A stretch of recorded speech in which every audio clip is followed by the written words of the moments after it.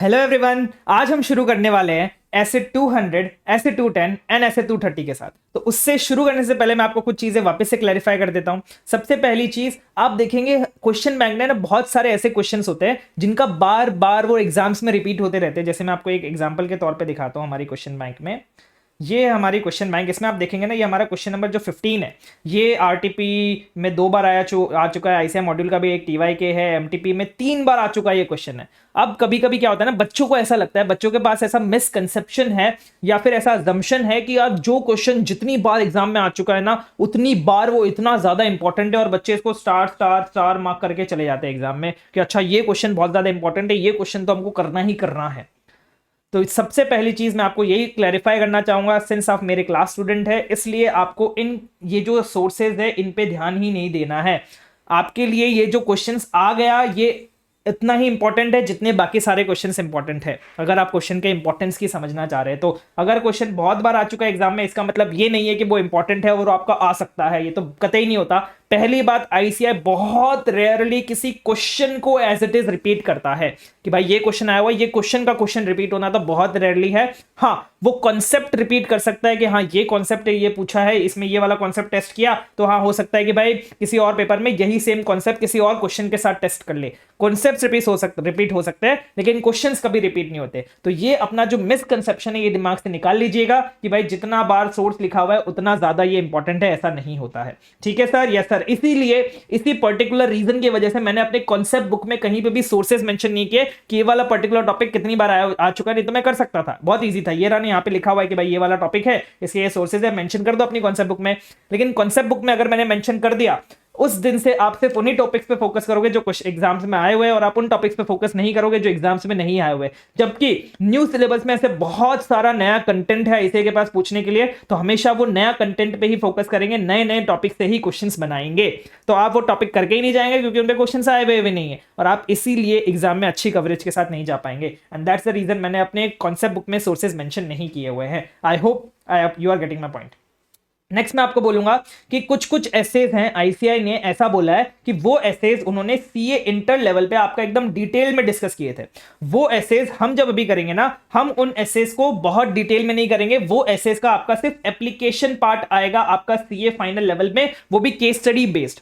वो एसेज जो अभी, ये तीनों एसेज जो अभी हम डिस्कस करने वाले हैं ना, ऐसे 210, 200 और 230, ये वही वाले एसेज है। और बहुत सारे ऐसे एसेज है जो उन्होंने स्पेसिफिकली लिख दिया है कि हम सिर्फ केस स्टडी पार्ट पूछेंगे, आपका कोई रटने वाला पार्ट, कोई याद करने वाला पार्ट आपसे नहीं पूछेंगे। इसलिए मैंने भी उन्हीं एसेज को उसी वे में अप्रोच किया है कि हाँ, केस स्टडी रेलेवेंट जितना आ सकता है वही मैं आपको पढ़वाने वाला हूं, ताकि आपका इससे टाइम बचे और आप बाकी चीजों पे बहुत ज्यादा फोकस कर पाए।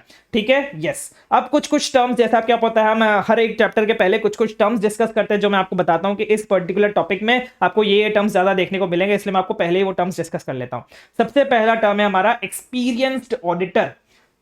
ऑडिटर को हम एक्सपीरियंस्ड ऑडिटर कब बोलेंगे? सबसे पहली चीज, ये जो टर्म है एक्सपीरियंस्ड ऑडिटर, ये खुद डिफाइन किया गया है एसेज में। एसेज के अंदर खुद एक्सपीरियंस्ड ऑडिटर का डेफिनेशन बताया गया। क्या है डेफिनेशन एक्सपीरियंस ऑडिटर की? एक ऐसा पर्सन जिसके पास प्रैक्टिकल ऑडिट एक्सपीरियंस है एंड रीजनेबल अंडरस्टैंडिंग है। किसकी रीजनेबल अंडरस्टैंडिंग है? ऑडिट प्रोसेसेस की, एसेस की, ऑडिट प्लान की, ऑडिट प्रोग्राम की, एंटिटी के एनवायरनमेंट की, ये सब की आपके पास प्रैक्टिकल अंडरस्टैंडिंग है, रीजनेबल अंडरस्टैंडिंग है और प्रैक्टिकल ऑडिट एक्सपीरियंस है, तो आप एक्सपीरियंस्ड ऑडिटर माने जाओगे। और ये आपका एक एमसीक्यू का पॉइंट है।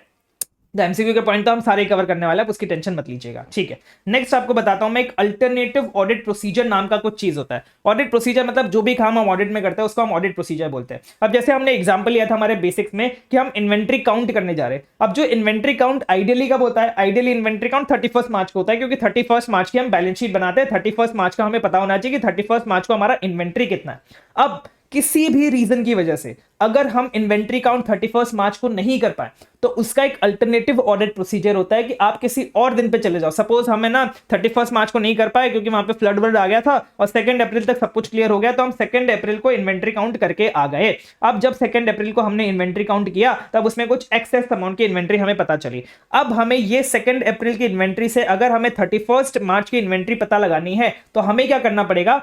इस 2 दिन के दौरान, इस 2 दिन के पीरियड में अगर कुछ भी परचेज किया है एंटिटी ने, तो वो हमें माइनस करना पड़ेगा। माइनस क्यों करना पड़ेगा? क्योंकि वो हमारे 31 मार्च को नहीं था, तो हमें परचेजेस जो है वो माइनस करने पड़ेंगे। यहाँ पे मैंने गलत लिख दिया, परचेजेस जो है वो हमें माइनस करने पड़ेंगे, एंड जो हमारे सेल्स है उसको हमें प्लस करना पड़ेगा, क्योंकि सेल्स हमारे बाहर चले गए। जो बाहर चला गया उसको हमें वापस लेके आना है, क्योंकि हमें 31 मार्च की तरफ जाना है। मतलब बेसिकली बैक कैलकुलेशन हमें करनी है बेसिकली, अगर आप समझे तो बैक कैलकुलेशन करके हम 31 मार्च की इन्वेंट्री तक पहुंच जाएंगे। ये है आपका अल्टरनेटिव ऑडिट प्रोसीजर। मतलब ये एग्जांपल था, ऐसे बहुत सारे अल्टरनेटिव ऑडिट प्रोसीजर्स हो सकते हैं। अगर आपके पास एक ऑडिट प्रोसीजर ना लग रहा हो तो आप किसी अल्टरनेटिव ऑडिट प्रोसीजर को लगा के वही सेम एविडेंस आप ऑब्टेन कर सकते हैं। ठीक है, यस सर। अब ऑडिट प्रोसीजर क्या होता है, मतलब ऑडिट प्रोसीजर कैसे लगाना है, क्या लगाना है, इसका एक पर्टिकुलर टर्म है जिसको हम बोलते हैं nature, timing and extent of audit procedure.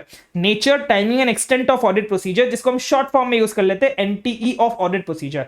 एनटीई का मतलब क्या होता है? नेचर मतलब कौन सा ऑडिट प्रोसीजर आप लगाने वाले हो, टाइमिंग मतलब कब लगाने वाले हो, और एक्सटेंट मतलब कितना लगाने वाले हो। जैसे हम यहाँ पे बात करें इन्वेंट्री के केस में, हम कौन सा ऑडिट प्रोसीजर लगाने वाले हैं? सर इन्वेंट्री काउंट लगाने वाले। टाइमिंग कब लगाने वाले हैं? सर 31 मार्च को लगाने वाले। सर एक्सटेंट कब, कितना लगाने वाले, मतलब कितने लोकेशंस पे जाके हम इन्वेंट्री काउंट करना चाहिए हमें। मतलब ऐसा नहीं एंट्री का एक ही लोकेशन होगा, एंट्री के अलग अलग लोकेशन भी हो सकते हैं। फिर वो एंटिटी के हर एक लोकेशन में हमें कितनी इन्वेंट्री चेक करनी है, कितनी ज्यादा करनी है, कितनी कम करनी है, ये सब आपको एक पर्टिकुलर ऑडिट प्रोसीजर में डिसाइड करना पड़ता है। उसके आपको नेचर डिसाइड करना पड़ता है, उसकी टाइमिंग डिसाइड करनी पड़ती है, और उसका एक्सटेंट भी डिसाइड करना पड़ता है।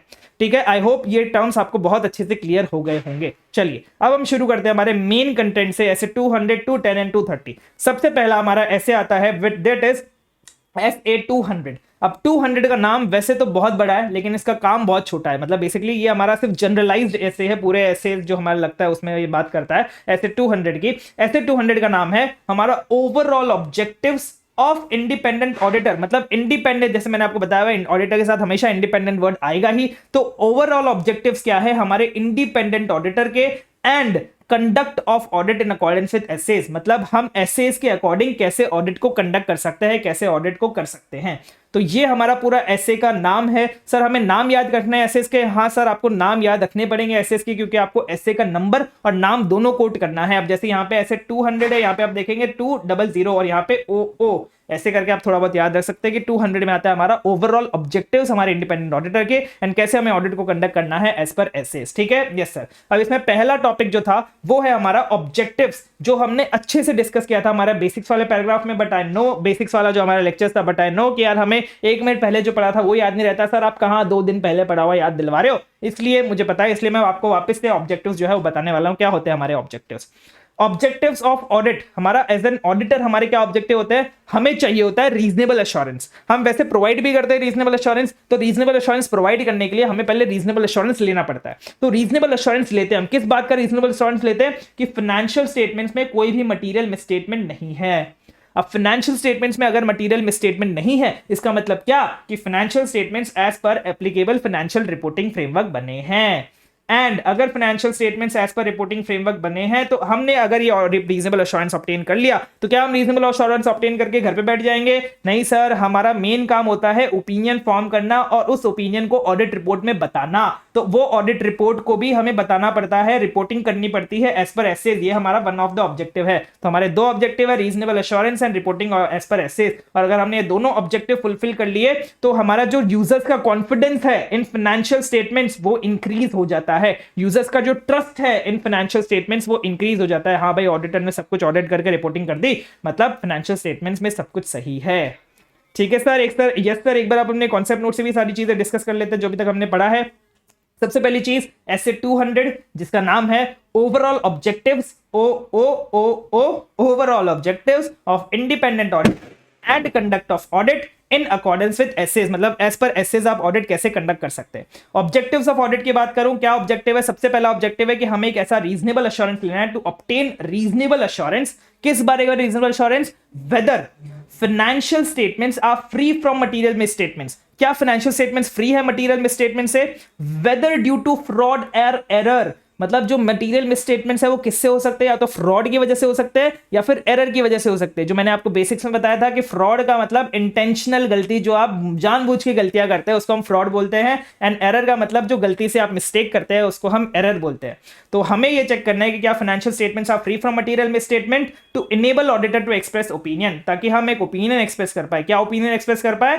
Weather financial statements are as पर applicable financial reporting framework. Sir ये एप्लीकेबल फाइनेंशियल रिपोर्टिंग फ्रेमवर्क क्या होता है, हमने बेसिक्स में बहुत डिटेल में डिस्कस किया हुआ है। ठीक है, तो हमें यह चेक करना है कि फाइनेंशियल स्टेटमेंट्स फ्री है from material misstatements. Free from material misstatement का मतलब होता है मटेरियल स्टेटमेंट्स फाइनेंशियल स्टेटमेंट्स में नहीं है, एंड अगर मटेरियल मिसस्टेटमेंट नहीं है मतलब फाइनेंशियल स्टेटमेंट्स आर एज पर एप्लीकेबल फाइनेंशियल रिपोर्टिंग फ्रेमवर्क। और ये जो हमने रीजनेबल एश्योरेंस लिया इसको हम रिपोर्ट कर देंगे ऑन इस पर हम रिपोर्ट कर देंगे as per as per standards on auditing, हम इसकी रिपोर्टिंग कर देंगे। अब हमने ये दोनों चीजें कर ली तो इससे confidence of users in financial statements जो है वो डिग्री मतलब इंक्रीज हो जाएगा, एनहांस हो जाएगा। ठीक है, यस सर। नेक्स्ट हम पॉइंट आता है इसमें, आपको याद होगा हमने जब SQC 1 किया था, मैं आपको एक बार दिखाता हूं SQC जो हमने बेसिक्स पढ़ा था ना हमारा, उस बेसिक्स में हमने एक और चीज पढ़ी थी कि हम एज एन ऑडिटर कभी भी एब्सोल्यूट अश्योरेंस नहीं दे सकते हैं। हम एज एन ऑडिटर कभी भी एब्सोल्यूट एश्योरेंस नहीं दे सकते क्योंकि there are limitations of audit. और मैंने आपको बोला था हम ये ऐसे 200 में पढ़ेंगे क्या क्या होते हैं लिमिटेशंस ऑफ ऑडिट, तो वही चीज हम अभी डिस्कस करने वाले हैं कि लिमिटेशंस ऑफ ऑडिट क्या क्या होते हैं। Why we can not give an absolute assurance, हम सिर्फ रीजनेबल एश्योरेंस क्यों दे सकते हैं? Because of inherent limitations of audit, क्योंकि हमारे पास है inherent limitations of audit. Audit की खुद की कुछ परमानेंट लिमिटेशंस है जिसकी वजह से हम रीजनेबल एश्योरेंस ही दे सकते हैं, कभी भी एब्सोल्यूट एश्योरेंस नहीं दे सकते। इनहेरेंट का मतलब क्या होता है? परमानेंट, जिसको हम कभी भी निकाल नहीं सकते, कुछ भी कर लो आप, परमानेंट लिमिटेशन तो रहेगी ही रहेगी। और दूसरी चीज एक और बात ध्यान रख लेना, बहुत सारे ऑडिटर्स क्या करने लग गए थे ना, वो सोचने लग गए थे अच्छा मतलब हम ऐसा बोल सकते हैं कि इनहेरेंट लिमिटेशंस है ऑडिट की, तो मैं क्या करूंगा ना, मैं प्रोसीजर्स अच्छे से परफॉर्म करूंगा ही, और बाद में अगर कुछ भी गड़बड़ मिल गई ना यार, कुछ फ्रॉड वर्ड मिल गया जो मैंने आइडेंटिफाई नहीं किया था, तो मैं बोल दूंगा कि भाई देखो इनहेरेंट लिमिटेशन है ऑडिट की, इसलिए मैं फ्रॉड आइडेंटिफाई नहीं कर पाया। सही है ना, मतलब क्या है, जस्टिफिकेशन ही तो है मेरा कि भाई लिमिटेशंस होती है ना ऑडिट में सब कुछ आइडेंटिफाई नहीं कर सकते ना, इसलिए मैं नहीं कर पाया।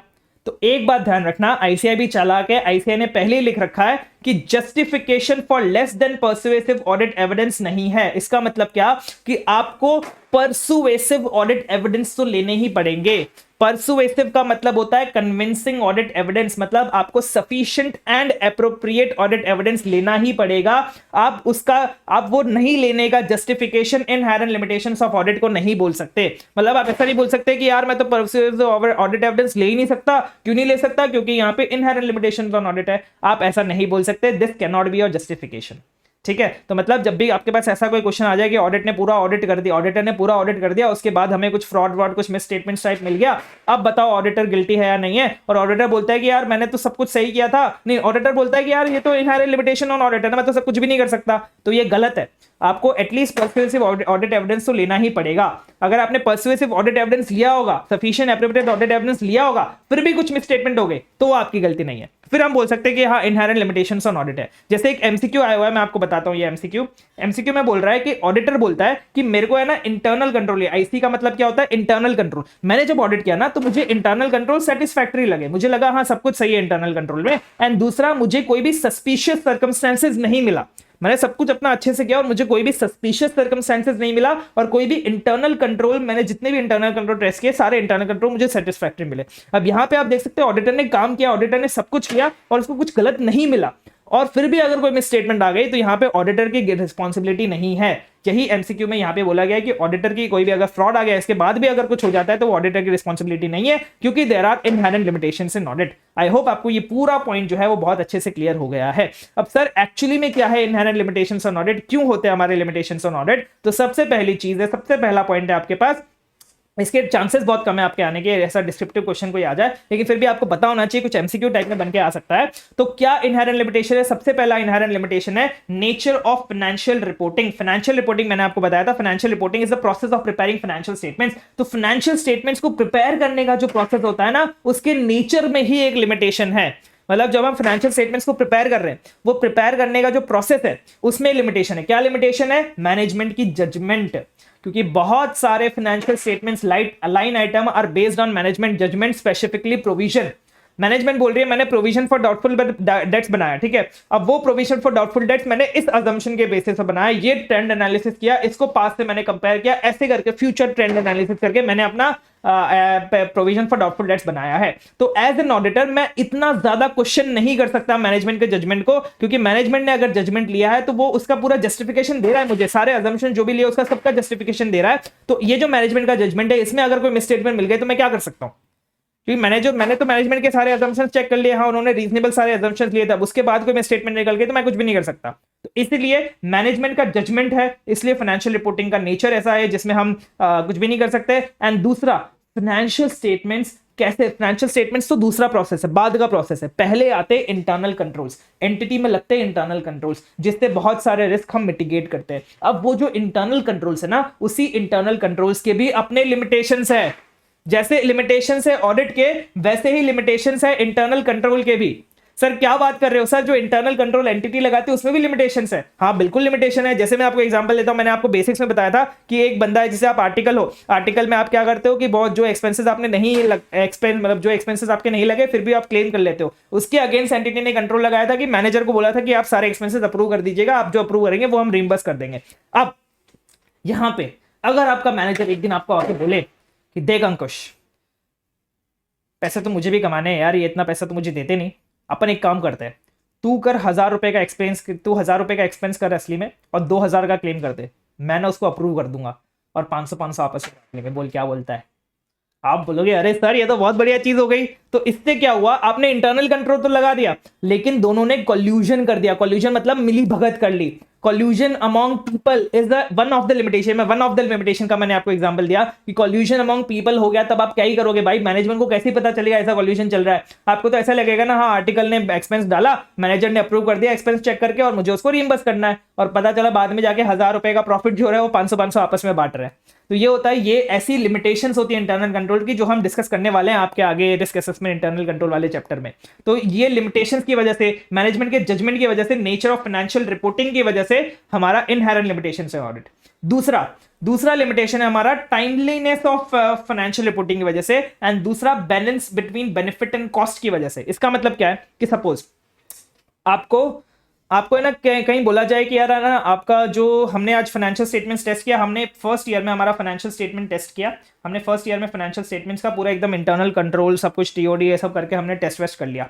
अब दूसरा साल आया ना, तब हमने क्या है, ऐसे हमने टेस्ट नहीं किया। पहले साल में तो हमने सब कुछ अच्छे से इंटरनल कंट्रोल से सब टेस्ट कर लिया, दूसरे साल में हमने वो इंटरनल कंट्रोल टेस्ट नहीं किया क्योंकि हमने ऐसा अज्यूम किया हाँ भाई पिछले साल से सेम ही चलता आ रहा होगा ना, इंटरनल कंट्रोल में तो क्या ही चेंज होगा, हमने पिछले साल टेस्ट किया था सब कुछ सही था तो इस साल भी सब कुछ सही ही होगा। आपने अपने कॉस्ट को बचाने के चक्कर में वो बेनिफिट ही नहीं लिया इंटरनल कंट्रोल को टेस्ट करने का। मतलब यहां पे आप देख रहे हैं ना, balance between benefit and cost आपको करके चलना पड़ता है। आपने कॉस्ट बचाने के चक्कर, क्योंकि इंटरनल कंट्रोल को आप टेस्ट करने जाओगे आपके रिसोर्सेज का टाइम लगेगा, रिसोर्सेज का पैसा लगेगा, ये सारी चीजें लगेंगी, तो आपने सोचा कि मैं अपने इंटरनल कंट्रोल को इस साल के लिए टेस्ट नहीं करता हूं। ठीक है, अब क्या हुआ ना, आपको ये सबसे बड़ी गलती हो गई आपकी, क्योंकि सेकेंड ईयर में हमारे सारे इंटरनल कंट्रोल्स चेंज हो गए थे और आपको ये पता ही नहीं चला क्योंकि आपने इंटरनल कंट्रोल की टेस्टिंग ही नहीं करी।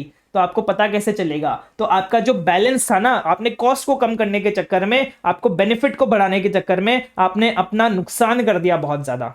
तो हमें ये दोनों के बीच में बैलेंस करके चलना पड़ता है। हम कॉस्ट को कम से कम रखने के लिए, ऐसा नहीं हम क्वालिटी को भी कम से कम रख दे, हमें दोनों में एकदम ऐसा करना पड़ता है। ऐसा नहीं आप सपोज हमें पता चला कि यार हमारी जो इन्वेंट्री है वो इन्वेंट्री है कहीं बॉर्डर में, कोई इन्वेंट्री हमारी बॉर्डर में, इंडिया के बॉर्डर पे एंटिटी माल सब मतलब एंटिटी जो है गुड सेल सर्विसेज करती है और वो बॉर्डर पे है जहां पे अभी क्लैशेस चल रहे हैं इंडिया और पाकिस्तान के साथ। अब ऐसे ने बोला यार इन्वेंट्री काउंट तो करना पड़ता है, तो हमें इन्वेंट्री काउंट तो करना पड़ेगा, भले हमारी जान पे ऐसे बात आ जाए, भले हम मर जाए, हमें इन्वेंट्री काउंट करना पड़ेगा, हमें बॉर्डर के पास जाना पड़ेगा, हमें वॉर के बीच में जाके हमारी इन्वेंट्री काउंट करनी पड़ेगी। तो ऐसा भी नहीं है, मतलब ऐसा नहीं कि आप अपनी बेनिफिट मतलब जो ऐसे में बोला है वो करने के लिए आप अपनी कॉस्ट एकदम ज्यादा बढ़ा दो, मतलब किसी की जान की कुर्बानी दे दो, ऐसा भी मत करो। आपको दोनों को बैलेंस करके चलना पड़ेगा, ये बोल रहा है यहाँ पे।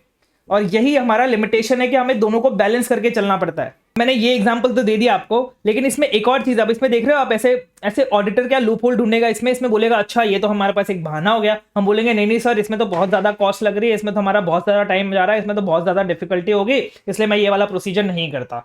ठीक है, और दूसरे प्रोसीजर तो मैं कर भी नहीं सकता क्योंकि इसका अल्टरनेटिव भी नहीं है और ना ही मैं सफिशिएंट एप्रोप्रिएट ऑडिट एविडेंस ले पाऊंगा। तो ये इनहेरेंट लिमिटेशन ऑफ ऑडिट है ना, उसकी वजह से ऐसा हो रहा है। तो इसीलिए आईसीआई आपको जानता है, आईसीआई को पता है आप ऐसी चीजें करोगे, इसलिए उन्होंने एक और लाइन यहां पे ऐड कर दी है। उन्होंने ऐसा बोला है कि अगर किसी ऑडिट प्रोसीजर्स को परफॉर्म करने के लिए आपको डिफिकल्टी आ रही है, मतलब इम्पॉसिबल नहीं है परफॉर्म करना लेकिन डिफिकल्ट है परफॉर्म करना, दूसरा उसमें टाइम आपका लग रहा है, तीसरा आपकी उसमें कॉस्ट लग रही है, तो और उस ऑडिट प्रोसीजर को अगर आपने परफॉर्म नहीं किया तो उसका कोई अल्टरनेटिव भी नहीं है, मतलब उसका कोई अल्टरनेटिव नहीं है, आप किसी और ऑडिट प्रोसीजर को परफॉर्म करके नहीं सेटिस्फेक्शन ले सकते, या फिर आपको जो एविडेंस मिलेगा अल्टरनेटिव प्रोसीजर को परफॉर्म करने से वो less than persuasive audit evidence मिलेगा। लेस देन परसुएसिव मतलब आपको सेटिस्फैक्टरी, आपको कन्विंसिंग ऑडिट एविडेंस नहीं मिलेगा, आपको sufficient and appropriate audit evidence नहीं मिलेगा। तो आपको ऐसी ऑडिट प्रोसीजर सिर्फ इन 3 कारणों की वजह से नहीं रुकनी है, मतलब आपको इन सिर्फ 3 कारणों की वजह से, मतलब आप बोलोगे सर ये तो बहुत डिफिकल्ट है, सर इसमें तो बहुत ज्यादा टाइम लगेगा, सर इसमें तो बहुत ज्यादा कॉस्ट लगेगा, फिर भी आपको वो ऑडिट प्रोसीजर परफॉर्म करनी पड़ेगी। आप यही नहीं बोल सकते कि सर बहुत ज्यादा टाइम है, बहुत ज्यादा डिफिकल्ट है, बहुत ज्यादा कॉस्ट है, क्योंकि वो ऑडिट प्रोसीजर का कोई भी अल्टरनेटिव नहीं है, और अगर अल्टरनेटिव है भी तो उससे हमें less than persuasive audit evidence मिलने वाला है। ये बात बोल रहा है, ये आपका आ सकता है क्वेश्चन में, बहुत अच्छा डिस्क्रिप्टिव क्वेश्चन बन सकता है कि बोले भाई इन्वेंट्री काउंट बहुत दूर है, इतना कन्याकुमारी है, सर कन्याकुमारी में कौन जाएगा, बहुत डिफिकल्टी है, टाइम भी लग जाएगा, पैसा भी लग जाएगा, मैं जाता ही नहीं हूं, जाओ। तो आपको ये बताना है भाई इसका कोई अल्टरनेटिव प्रोसीजर नहीं है, आपको जाना ही पड़ेगा, और आपको less than persuasive audit evidence मिलेगा अगर आप कोई अल्टरनेटिव प्रोसीजर्स करते भी हो तो। ठीक है सर, यस सर, ये हमारा दूसरा था। ये हमारा आप देख रहे हैं पेपर नंबर 1 आपका एफआर, पेपर नंबर 1 एफआर, और तीसरा आपका पेपर नंबर 3 ऑडिट। मतलब आपके नेचर ऑफ ऑडिट प्रोसीजर में ही एक बहुत बड़ा लिमिटेशन है जो हमारा इनहेरेंट लिमिटेशन बन जाता है ऑफ ऑडिट। सर हमारे ऑडिट प्रोसीजर में क्या लिमिटेशन हो सकता है? हमारे ऑडिट प्रोसीजर के नेचर में सबसे बड़ा लिमिटेशन है, 2 लिमिटेशन है, एक है प्रैक्टिकल लिमिटेशन और एक है लीगल लिमिटेशन। प्रैक्टिकल लिमिटेशन का मतलब क्या हुआ? मैंने आपको बताया था कि सपोज हम रिलायंस का ऑडिट कर रहे हैं जिसके 1000 करोड़ों ट्रांजैक्शन है, तो क्या हम 1000 करोड़ों ट्रांजैक्शन चेक कर सकते हैं एज एन ऑडिटर एक साल में? नहीं सर, बिल्कुल भी नहीं। तो हमें सैंपल उठाने पड़ेंगे, सैंपल उठाने पड़ेंगे। सपोज हमने 1000 ट्रांजैक्शन के सैंपल उठाए और हम उनको चेक कर रहे हैं, और हम ऐसा मान रहे हैं कि अच्छा 1000 ट्रांजैक्शन में अगर कुछ भी हमें गड़बड़ नहीं मिली तो 1000 करोड़ ट्रांजैक्शन में कुछ भी गड़बड़ नहीं होगी। तो आप ये बोलिए क्या ये हमारी प्रैक्टिकल लिमिटेशन नहीं है? क्या पता गलती से कोइंसिडेंटली हमें वो 1000 ट्रांजैक्शन मिले, सिर्फ उन्हीं 1000 ट्रांजैक्शन में गड़बड़ नहीं है, बाकी जितने भी ट्रांजैक्शन है उसमें गड़बड़ हो, तो ये हमारी प्रैक्टिकल लिमिटेशन। हम प्रैक्टिकली चाह के भी 1000 करोड़ ट्रांजैक्शन सारे टेस्ट नहीं कर सकते। दूसरा लीगल लिमिटेशन। सर आप क्या बोल रहे हैं? लीगल लिमिटेशन मतलब क्या होता है? हम एंटिटी से ऐसा, आप ऐसे 210 में पढ़ेंगे, हम एंटिटी से ऐसा लिखवा के ले लेते हैं कि आप हमें सारे इंफॉर्मेशन, सब चीजें प्रोवाइड करेंगे जो भी हमारे लिए रेलेवेंट है ऑडिट करने के लिए। मतलब हम तो कहां से इंफॉर्मेशन लेके आएंगे, जो मैनेजमेंट प्रोवाइड करेगा उतना हमें पता चलेगा, तो हम उनसे लिख के लेते हैं कि आप हमें सारी इंफॉर्मेशन प्रोवाइड करेंगे। हमने मैनेजमेंट को बोल दिया, मैनेजमेंट ने मान भी लिया, लेकिन मैनेजमेंट ने हमें सारी इंफॉर्मेशन प्रोवाइड नहीं करी। अब अगर मैं सीआईडी होता तो मैं उसके घर में घुस के सारी इंफॉर्मेशन लेके आ सकता था, दया को बोलता भाई दया दरवाजा तोड़, और मैं सारे घर में घुस के उसकी इंफॉर्मेशन लेके आ सकता था। लेकिन मैं सीआईडी नहीं हूं, ना ही मैं इन्वेस्टिगेटर हूं। इन्वेस्टिगेशन के पास भी, इन्वेस्टिगेटर जो करता है, इन्वेस्टिगेट करता है, उसके पास भी राइट होता है, वो पुलिस को बुलवा के सारे उसके जो भी उसके घर को सीज कर सकता है, सर्च ऑपरेशन कर सकता है। लेकिन हम ऑडिटर क्या होते हैं? हम ऑडिटर एकदम शांत स्वभाव के होते हैं, भले लोग होते हैं, हम अच्छे लोग होते हैं, हम ऐसा नहीं करते। हम क्या करते हैं? उनसे रिक्वेस्ट करते हैं मैनेजमेंट से कि प्लीज आप सारी इंफॉर्मेशन हमें दे दीजिए, और अगर फिर भी मैनेजमेंट सारी इंफॉर्मेशन दे नहीं देता है तो हम उसको फोर्स नहीं कर सकते हैं। हम ज्यादा से ज्यादा सिर्फ रिपोर्ट में अपनी लिख सकते हैं कि भाई मैनेजमेंट ने सारी इंफॉर्मेशन हमें नहीं दी थी। हम इतने सीधे लोग हैं, हम कुछ भी नहीं कर सकते, मतलब हमारे पास कोई पावर ही नहीं है। तो अगर हमारे पास लीगल लिमिटेशन है, प्रैक्टिकल लिमिटेशन है, तो हम ऑडिट में 100% एब्सोल्यूट गारंटी कैसे देंगे? यही लिमिटेशंस की वजह से हम ऑडिट में 100% गारंटी नहीं दे सकते हैं। ठीक है, आई होप आपको ये सारी चीजें बहुत अच्छे से क्लियर हो गई होंगी। एक आपका एमसीक्यू था, वो पूछ रहा था, वो ऑप्शंस दिए हुए थे उन्होंने, और पूछा था वो which one of the following is not a limitation of, not an inherent limitation of audit. तो उसमें एक ऑप्शन था आपका पुअर कॉर्पोरेट गवर्नेंस। अगर कॉर्पोरेट गवर्नेंस पुअर है, कॉर्पोरेट गवर्नेंस का मतलब क्या होता है? जो कंपनी है, जो क्लाइंट है हमारा, जैसे जो हमारा ऑडिटी है, उसके जो मैनेजमेंट है, जो टीसीडब्ल्यूजी है, वो अच्छे से स्ट्रेटेजिकली डायरेक्ट नहीं कर रहे कंपनी को, अच्छे से कंपनी को नहीं चला रहे, तो वो हमारा इनहेरेंट लिमिटेशन ऑफ ऑडिट नहीं है। वो हमारे ऑडिट से क्या मतलब भाई? पुअर कॉर्पोरेट गवर्नेंस का। तो इसका वो ऑप्शन था, मतलब बेसिकली एमसीक्यू आया था कि poor corporate governance is not an inherent limitation of audit. ठीक है सर, एक बार अपने कॉन्सेप्ट नोट से भी डिस्कस कर लेते हैं अभी तक जो हमने पढ़ा है। सबसे पहली चीज, इनहेरेंट मतलब परमानेंट लिमिटेशंस ऑफ ऑडिट की यहां पे अपन बात करने वाले हैं। परमानेंट लिमिटेशन ऑफ ऑडिट क्या होता है? इसकी वजह से क्या होता है? Auditor can not obtain an absolute assurance. हम सिर्फ रीजनेबल अश्योरेंस दे सकते हैं, हम एब्सोल्यूट अश्योरेंस नहीं दे सकते। क्या एब्सोल्यूट अश्योरेंस नहीं दे सकते? कि financial statements are free from material misstatement. हम ऐसा नहीं बोल सकते कि हम 100% गारंटी दे रहे हैं financial statements are completely free from material misstatement. हम ऐसा नहीं बोल सकते। लेकिन एक बात ध्यान रखना, it is not a justification, ये जो हमारा इनहेरेंट लिमिटेशन ऑन ऑडिट है ना, this is not a justification for auditor to be satisfied with less than persuasive और कन्विंसिंग ऑडिट एविडेंस। मतलब सिर्फ इनहेरेंट लिमिटेशन ऑन ऑडिट है, इसकी वजह से हम less than persuasive audit evidence लेके सेटिस्फाइड नहीं हो सकते। हमें परसुएसिव ऑडिट एविडेंस लेना पड़ेगा, हमें कन्विंसिंग ऑडिट एविडेंस लेना पड़ेगा, हमें sufficient and appropriate audit evidence लेना पड़ेगा। ये मैं वर्ड आपको बार बार इसलिए बोल रहा हूं क्योंकि यही सारे आपके कीवर्ड्स है, ये आपके दिमाग में बैठने चाहिए कि सर ये कीवर्ड्स है और ये हमें एग्जाम में लिख के आने हैं। ठीक है, यस सर। अब हम बात करते हैं तीन हमारे जो लिमिटेशंस थे जिसकी अभी हमने बात करी। सबसे पहला आपका पेपर 1 एफआर, दूसरा आपका पेपर 1 एफआर और तीसरा आपका पेपर 3 ऑडिट। सबसे पहला है नेचर ऑफ फाइनेंशियल रिपोर्टिंग। हमारा जो प्रोसेस है फाइनेंशियल स्टेटमेंट्स का, उसके नेचर की वजह से इनहेरेंट लिमिटेशन है क्योंकि उसमें बहुत सारे मैनेजमेंट के जजमेंट लगते हैं जिसको हम बहुत अच्छे से चेक नहीं कर सकते। एंड दूसरा उसमें लिमिटेशंस ऑफ इंटरनल कंट्रोल है, एंटिटी के इंटरनल कंट्रोल्स में बहुत सारी लिमिटेशन होती है जिसकी वजह से फाइनेंशियल रिपोर्टिंग पे भी इफेक्ट आ सकता है जो हमें पकड़ में नहीं आएगा। हम तो ऐसा ही मानेंगे हाँ मैनेजर अप्रूव कर रहा है आर्टिकल्स के बिल, मतलब वो सही कर रहा है, देख देख के कर रहा है। ठीक है, दूसरा हम देखते हैं timeliness of financial reporting and balance between benefit and cost. मतलब हमें बेनिफिट और कॉस्ट के बीच में एक बैलेंस बिठाना पड़ता है, ना ही हम कॉस्ट को कम करके बेनिफिट ज्यादा कर सकते हैं, ना ही बेनिफिट को कम करने के लिए कॉस्ट ज्यादा कर सकते हैं। हमें दोनों के बीच में बैलेंस बिठाना पड़ेगा। लेकिन बैलेंस बिठाने के लिए आप एक चीज ध्यान रखना, मैटर ऑफ डिफिकल्टी, मतलब आपको डिफिकल्टी हो रही है, आपका टाइम ज्यादा लगेगा, आपका कॉस्ट लगेगा, ये वैलिड बेसिस नहीं है एक ऑडिट प्रोसीजर को ओमिट करने के लिए। For auditor to omit an audit procedure, मतलब आप किसी भी ऑडिट प्रोसीजर को ओमिट नहीं कर सकते ऑन दीज 3 बेसिस, जिस ऑडिट प्रोसीजर के लिए देयर इज नो अल्टरनेटिव, जिसके लिए हमें पास कोई अल्टरनेटिव नहीं है, कोई अल्टरनेटिव ऑडिट प्रोसीजर उसके लिए परफॉर्म नहीं कर सकते, या फिर अगर अल्टरनेटिव ऑडिट प्रोसीजर्स है तो भी satisfied with audit evidence that is less than persuasive, तो भी हमें उस अल्टरनेटिव ऑडिट प्रोसीजर से less than persuasive audit evidence मिलने वाला है। समझे? और ये आपका बहुत, मतलब मेरे को लग रहा है ना पूरे ऐसे 200 में, पूरे ऐसे नहीं, ये पर्टिकुलर टॉपिक में ये आपका बहुत अच्छा क्वेश्चन बन सकता है, डिस्क्रिप्टिव क्वेश्चन, इसमें वो बहुत अच्छे से आपको घुमा सकते हैं। एंड नेक्स्ट जो हमारा थर्ड पॉइंट है ये है नेचर ऑफ ऑडिट प्रोसीजर्स। हमारा नेचर ऑफ ऑडिट प्रोसीजर्स ऐसा है क्योंकि यहाँ पे हमारे पास 2 टाइप की लिमिटेशन है, प्रैक्टिकल लिमिटेशन है और लीगल लिमिटेशन है। प्रैक्टिकल लिमिटेशन क्या है, हमारा सैंपलिंग करते हैं भाई, सैंपलिंग करते हैं, बाकी के पॉपुलेशन हम चेक नहीं करते हैं, तो बाकी का जो हमारा सैंपल साइज हम टेस्ट नहीं करते, जो हम ट्रांजेक्शन टेस्ट नहीं करते, क्या पता उसमें गड़बड़ निकले और मटीरियलिटी से ज्यादा निकले जो हमें पता ही नहीं चले, क्योंकि हमारी ये प्रैक्टिकल लिमिटेशन है। लीगल लिमिटेशन, हम मैनेजमेंट को फोर्स नहीं कर सकते इन्फॉर्मेशन देने के लिए, वो जितनी इन्फॉर्मेशन देगा उसने हमको पता चलेगी और उतने पे हमें काम करना पड़ेगा। तो there are practical and legal limitations on ability of auditor to obtain sufficient appropriate audit evidence. ठीक है sir, yes sir. Last point आता है हमारा ऐसे 200 का, फिर आपका ऐसे 200 जो है एकदम अच्छे से खत्म हो जाएगा। क्या है लास्ट पॉइंट? बहुत अच्छा पॉइंट है, प्रोफेशनल स्केप्टिसिज्म का।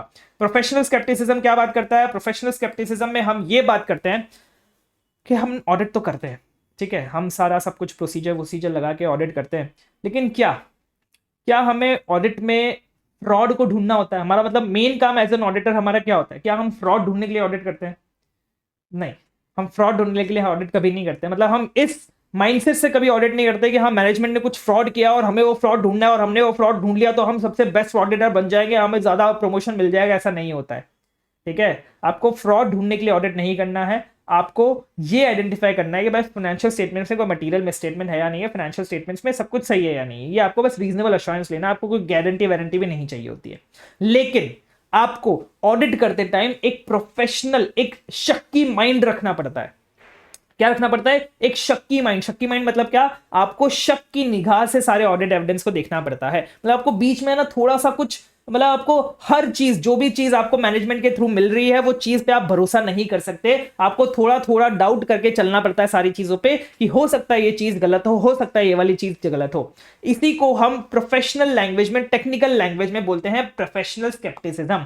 आपको प्रोफेशनल स्केप्टिसिज्म के साथ ऑडिट करना पड़ता है। सर ये प्रोफेशनल स्केप्टिसिज्म का मतलब क्या है? प्रोफेशनल स्केप्टिसिज्म का मतलब क्या है कि आपके पास क्वेश्चनिंग माइंड होना चाहिए। आपका जो माइंड है ना वो क्वेश्चनिंग होना चाहिए, मतलब आप सारी चीजों को क्वेश्चन करने वाले होने चाहिए। दूसरा, आप कंडीशंस के लिए अलर्ट होने चाहिए, क्वेश्चनिंग माइंड होना चाहिए, और आप जितनी भी कंडीशंस चल रही है आपके आजू बाजू, जो भी आपको एविडेंस ये सब मिल रहा है, आप उसके लिए अलर्ट होने चाहिए। ऐसा नहीं कोई एविडेंस आपसे छूट जाए, ऐसा नहीं होना चाहिए। जो भी एविडेंस मिल रहा है उसके प्रति आपका क्वेश्चनिंग माइंड होना चाहिए। एविडेंस के लिए आप अलर्ट रहने चाहिए, जो भी एविडेंस आपको मिल रहा है उसके लिए आपको अलर्ट रहना है। एंड तीसरा, क्वेश्चनिंग माइंड रख के, अलर्टनेस रख के आपको क्रिटिकल असेसमेंट करना है एविडेंस का। मतलब जो भी एविडेंस मिल रहा है उसको आपको अच्छे से डिटेल में असेस करना है कि एविडेंस से मुझे क्या क्या पता चल सकता है।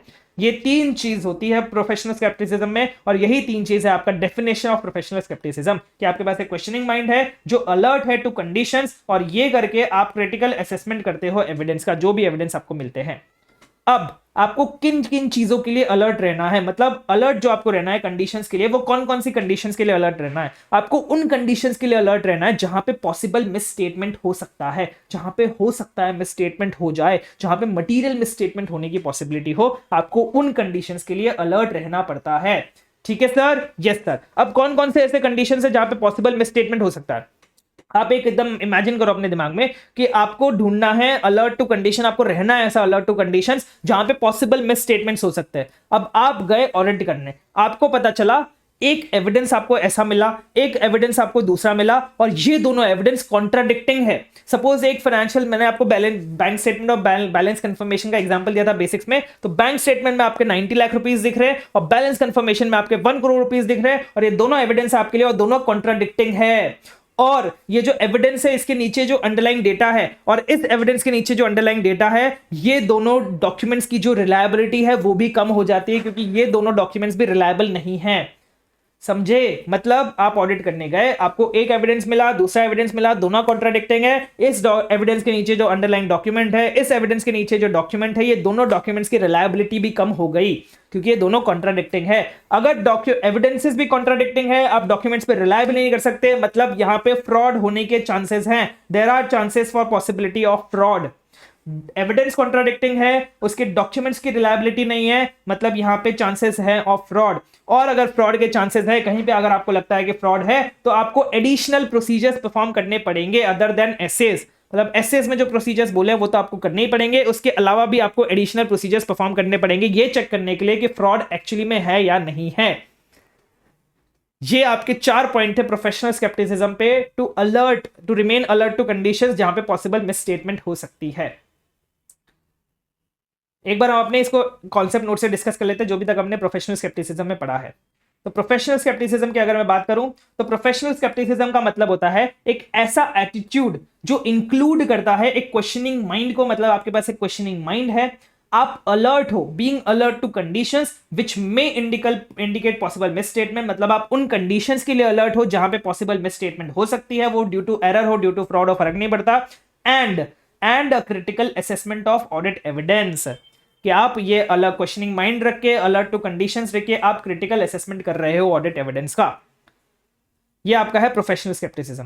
नेक्स्ट इसमें बात आती है professional scepticism includes being alert to, मतलब आपको अलर्ट रहना है। वो किसके लिए अलर्ट रहना है? सबसे पहले एविडेंस मिला, वो कॉन्ट्राडिक्टिव एविडेंस मिला, मतलब audit evidence that contradicts other audit evidence obtain. मतलब एक ऑडिट एविडेंस जो कॉन्ट्राडिक्ट कर रहा है दूसरे ऑडिट एविडेंस को, कॉन्ट्राडिक्ट कर रहा है, तो इससे डॉक्यूमेंट्स की रिलायबिलिटी भी खत्म हो जाती है। Information that brings into question reliability of documents and responses to inquiries, मतलब कोई ऐसी इंफॉर्मेशन मिली जिससे आप डॉक्यूमेंट्स की रिलायबिलिटी को क्वेश्चन करने लग गए। रिस्पॉन्स जो आपको इंक्वायरी कर रहे थे ना, आप जो मैनेजमेंट से पूछते हो, आप वो जो बोल के पूछते हो उसको हम इंक्वायरी बोलते हैं। तो इंक्वायरी से जो भी आपको रिस्पॉन्सेज मिले, आपको ऐसी इंफॉर्मेशन मिली जिससे आप उन रिस्पॉन्सेज पे भी क्वेश्चन करने लग गए। ठीक है, आपको इन सिचुएशंस के लिए अलर्ट रहना है। फिर अगर ऐसा हुआ तो आपको पता चलता है अच्छा पॉसिबिलिटी ऑफ फ्रॉड हो सकती है, यहाँ पे फ्रॉड हो सकता है, तो conditions that may indicate possible fraud, ऐसी कंडीशंस जो इंडिकेट कर सकते हैं कि हाँ यहाँ पे फ्रॉड हो सकता है, और अगर फ्रॉड है तो आपको एडिशनल ऑडिट प्रोसीजर्स परफॉर्म करने पड़ेंगे। तो circumstances that suggest need for procedures in addition to those required by SAs, मतलब वो सर्कमस्टेंसेस जो सजेस्ट करते हैं कि आपको और प्रोसीजर्स परफॉर्म करने पड़ेंगे other than as required by SAs, मतलब एसेस वाले तो करने ही है, उसके अलावा आपको एडिशनल प्रोसीजर्स भी करने पड़ेंगे। ऐसे सर्कमस्टेंसेस के लिए भी आपको अलर्ट रहना है। नेक्स्ट पॉइंट आता है प्रोफेशनल स्केप्टिसिज्म में, professional scepticism is necessary to reduce the risk. अगर आप प्रोफेशनल स्केप्टिसिज्म रखते हो, ये आपको रखना जरूरी है ताकि आप रिस्क कम कर सको। किस चीज का रिस्क कम कर सको? सबसे पहली चीज है ओवरलुकिंग अनयूजुअल सर्कमस्टेंसेस, मतलब कोई अनयूजुअल चीज हो रही है आपके आजू बाजू, तो आप उसको इग्नोर ना करो, आप उसको अवॉइड ना करो। इसलिए आपको प्रोफेशनल स्केप्टिसिज्म रखना है, इसलिए आपको अपना शक्की माइंड, क्वेश्चनिंग माइंड रखना है।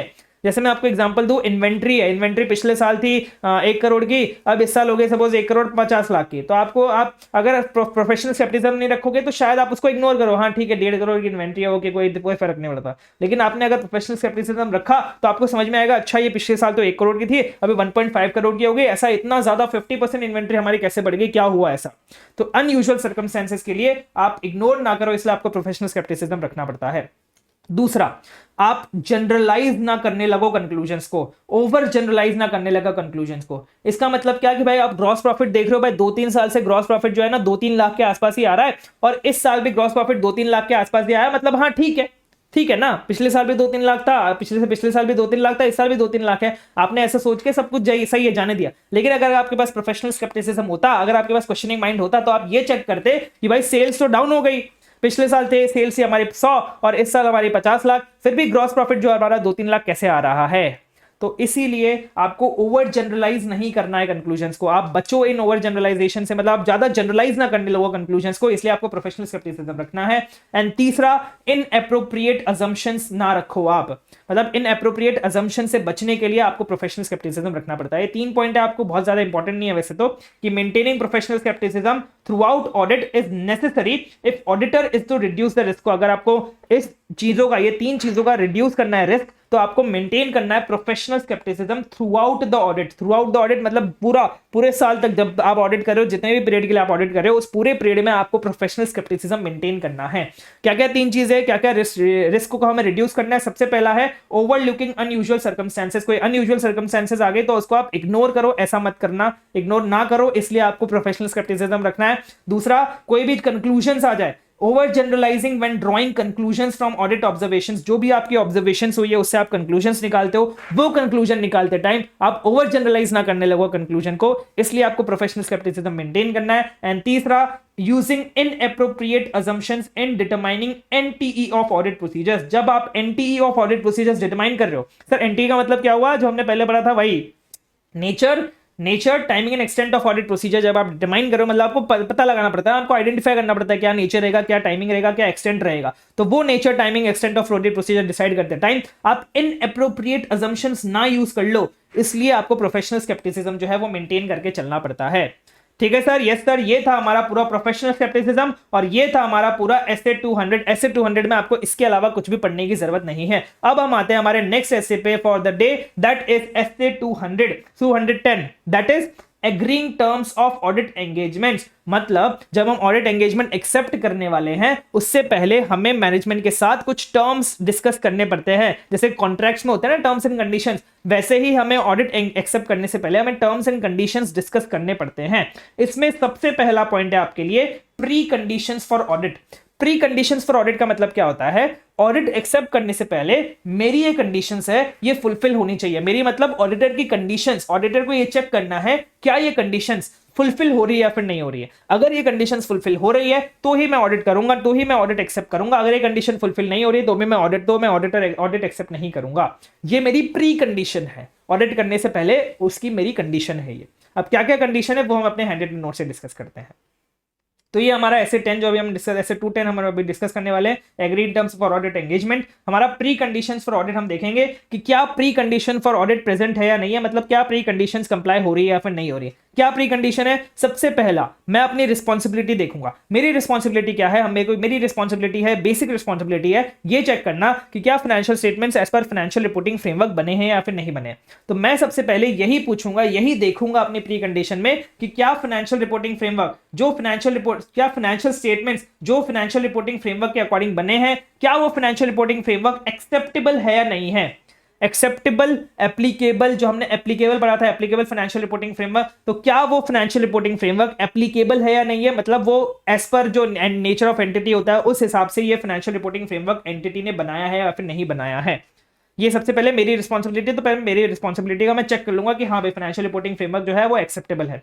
दूसरा, मैं मैनेजमेंट की रिस्पॉन्सिबिलिटी देखूंगा कि क्या मैनेजमेंट अपनी रिस्पॉन्सिबिलिटी अंडरस्टैंड करती है, क्या मैनेजमेंट को पता है कि उसकी रिस्पॉन्सिबिलिटी ये है। अब उसकी रिस्पॉन्सिबिलिटी क्या है, मैनेजमेंट को बताना तो पड़ेगा ना यार, मैनेजमेंट देखो आपकी ये रिस्पॉन्सिबिलिटी है। तो मैनेजमेंट की रिस्पॉन्सिबिलिटी क्या है, सबसे सिंपल सीधी बात, मेरी रिस्पॉन्सिबिलिटी है वही मैनेजमेंट की रिस्पॉन्सिबिलिटी है। मुझे मेरा ज्यादा काम नहीं करना है तो मैं मैनेजमेंट से ये लिखवा के ले लूंगा, मैनेजमेंट को बताऊंगा कि आपकी रिस्पॉन्सिबिलिटी है फाइनेंशियल फाइनेंशियल स्टेटमेंट्स को एज पर एप्लीकेबल फाइनेंशियल रिपोर्टिंग फ्रेमवर्क बनाना। मैनेजमेंट बोलेगा अच्छा तो तू क्या करेगा भाई, अगर मेरी रिस्पॉन्सिबिलिटी है फाइनेंशियल स्टेटमेंट्स को एज पर फाइनेंशियल रिपोर्टिंग फ्रेमवर्क बनाना, तो तू क्या करेगा, चल ठीक है, फिर भी मैं ठीक है, हाँ मैं अपनी रिस्पॉन्सिबिलिटी अंडरस्टैंड करती हूँ, मैं एक्नॉलेज करती हूँ कि हाँ मैनेजमेंट ऐसा बोल रही है कि मैं अंडरस्टैंड कर रही हूँ, एक्नॉलेज कर रही हूँ कि मेरी रिस्पॉन्सिबिलिटी है फाइनेंशियल स्टेटमेंट्स को एज पर फाइनेंशियल रिपोर्टिंग फ्रेमवर्क बनाना, ठीक है, कोई दिक्कत नहीं। अब सोचो कि यार फाइनेंशियल स्टेटमेंट्स तो बन जाएंगे, लेकिन मेरे को इंटरनल कंट्रोल को भी तो चेक करना है ना, तो एक बार इंटरनल कंट्रोल का भी पूछ लेता हूं। तो मैं ऐसा बोलूंगा मैनेजमेंट को कि आपकी रिस्पॉन्सिबिलिटी है, आपको ऐसे इंटरनल कंट्रोल बनाने हैं कि उसकी वजह से जो फाइनेंशियल स्टेटमेंट्स बन रहे हैं उसमें कोई मटेरियल मिस स्टेटमेंट ना हो। मतलब आपको ऐसे इंटरनल कंट्रोल डिसाइड करने हैं, ऐसे इंटरनल कंट्रोल लगाना है जिससे फाइनेंशियल स्टेटमेंट्स में कोई भी मटेरियल मिस स्टेटमेंट ना आए।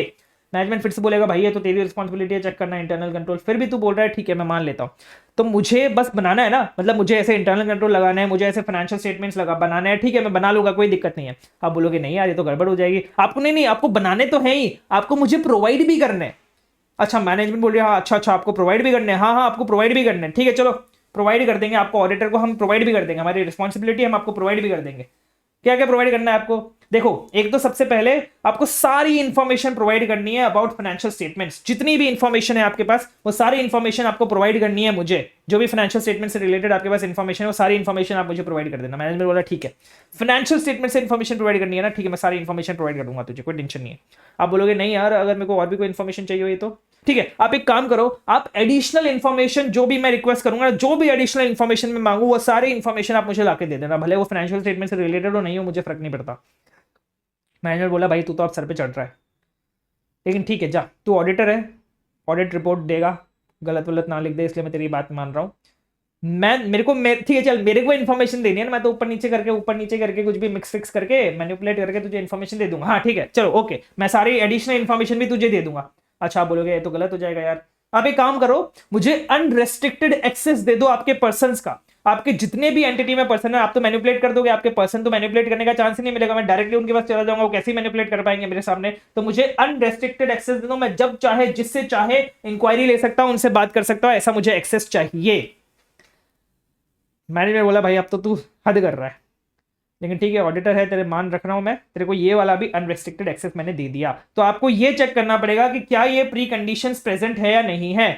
अब एक बार आप अपने नोट से भी डिस्कस कर लेते हैं इसको, इससे पहले हम एक एमसीक्यू डिस्कस कर लेते हैं। एमसीक्यू आया था, हमें मैनेजमेंट को उसको बताना था, मैनेजमेंट से लिखवा के लेना था कि आपकी रिस्पॉन्सिबिलिटी आपको फाइनेंशियल रिपोर्टिंग, आपको फाइनेंशियल स्टेटमेंट्स एज पर एप्लीकेबल फाइनेंशियल रिपोर्टिंग फ्रेमवर्क बनाने हैं, राइट। अब मैनेजमेंट क्या करता है ना, वो किसी थर्ड पार्टी से अपने फाइनेंशियल स्टेटमेंट्स बनवा रहा है।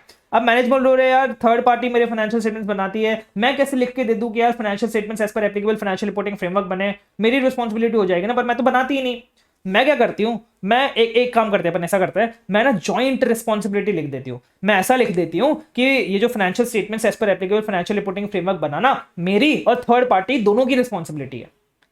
तो आप ऐसा एक्सेप्ट नहीं कर सकते, आपके एमसीक्यू में आया हुआ है, as an auditor we can not accept joint responsibility. हमें सिर्फ इतना लिख के लेना है मैनेजमेंट से कि मैनेजमेंट आपकी रिस्पॉन्सिबिलिटी है फाइनेंशियल स्टेटमेंट्स को एज पर एप्लीकेबल फाइनेंशियल रिपोर्टिंग फ्रेमवर्क बनाना, आप ये रिस्पॉन्सिबिलिटी किसी के साथ शेयर नहीं कर सकते। अगर आप ये लिख के नहीं दे रहे हो तब हम ये ऑडिट को एक्सेप्ट नहीं करेंगे, तब हम ये अपॉइंटमेंट को एक्सेप्ट ही नहीं करेंगे, समझे। यस सर, एक बार अपने कॉन्सेप्ट नोट से डिस्कस कर लेते हैं। प्री कंडीशंस और ऑडिट, अगर ये प्री कंडीशंस, क्या ये प्री कंडीशंस प्रेजेंट है या नहीं है, वो चेक करने के लिए हमें क्या चेक करना है, सबसे पहले हमें ये देखना है determine whether present auditor shall, auditor को क्या करना है, सबसे पहले चेक करना है determine whether financial reporting framework is acceptable, क्या फाइनेंशियल रिपोर्टिंग फ्रेमवर्क एक्सेप्टेबल है या नहीं है, and obtain agreement of management that it acknowledge and understand responsibility, मतलब मुझे मैनेजमेंट का एग्रीमेंट लेना है, उससे लिखवा के लेना है कि वो एक्नॉलेज करती है, उसको पता है अपनी रिस्पॉन्सिबिलिटी और वो अपनी रिस्पॉन्सिबिलिटी अंडरस्टैंड भी करती है। अब कौन सी रिस्पॉन्सिबिलिटी, क्या रिस्पॉन्सिबिलिटी है मैनेजमेंट की,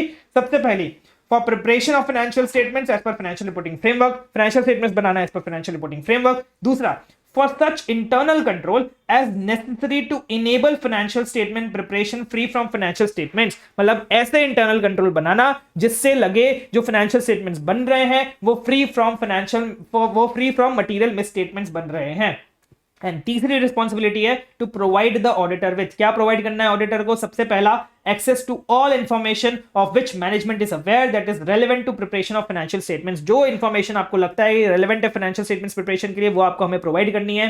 दूसरा, additional information that auditor may request from management for purpose of audit। जो भी information auditor request कर रहा है management से audit के purpose के लिए, वो सारी information भी management को provide करनी है। तीसरा, unrestricted access to persons within entity to obtain audit evidence. जो भी पर्संस है विद इन द एंटिटी, उसका अनरेस्ट्रिक्टेड एक्सेस आपको प्रोवाइड करना है मैनेजमेंट को, ऑडिटर को। ठीक है, यस सर, ये था आपके प्री कंडीशंस फॉर ऑडिट। अब हम बात करते हैं हमारा ऑडिट अपॉइंटमेंट प्रोसेस को, कि ऑडिटर का कैसे अपॉइंटमेंट होता है। तो सबसे पहले जैसा आपको पता होगा कि हमारा जो ऑडिटर का अपॉइंटमेंट होता है वो होता है एजीएम में। AGM is annual general meeting, जो कंपनी की एक साल में एक बार शेयर होल्डर्स की मीटिंग होती है, उसको हम बोलते हैं एजीएम, एनुअल जनरल मीटिंग। तो उस एनुअल जनरल मीटिंग में शेयर होल्डर्स अपॉइंट करते हैं ऑडिटर को, ना मैनेजमेंट अपॉइंट करता है ना टीसीडब्ल्यूजी अपॉइंट करता है, शेयर होल्डर्स अपॉइंट करते हैं मैनेजमेंट को। अब जैसे ही शेयर होल्डर्स ने किसी एक पर्टिकुलर ऑडिटर को अपॉइंट कर दिया, वैसे ही टीसीडब्ल्यूजी क्या करती है, सेंड करती है appointment letter to auditor, auditor को अपना अपॉइंटमेंट लेटर सेंड करती है। फिर ऑडिटर क्या करता है, ये अपॉइंटमेंट लेटर को एक्सेप्ट करता है। एक्सेप्ट करने के बाद वो अपना खुद का एक एंगेजमेंट लेटर भेजता है क्लाइंट को। इस एंगेजमेंट लेटर में सारे टर्म्स मेंशन होते हैं, जो हम अभी थोड़ी देर में डिस्कस करेंगे क्या क्या टर्म्स होते हैं एंगेजमेंट लेटर में। तो आई होप आपको ये प्रोसेस पूरा समझ में आ गया होगा कि पहले और जो हमारी मैनेजमेंट है, जो हमारा टीसीडब्ल्यूजी, वो अपॉइंटमेंट लेटर भेजता है, फिर ऑडिटर जो है वो एंगेजमेंट लेटर भेजता है क्लाइंट को। अब एक एमसीक्यू आया था आपके पास, वो एमसीक्यू में ऐसा बोला गया था कि ऑडिटर ने एक्सेप्ट किया ये ऑफर लेटर, मतलब ये अपॉइंटमेंट लेटर को यहाँ पे ऑफर लेटर बोल रहे हैं।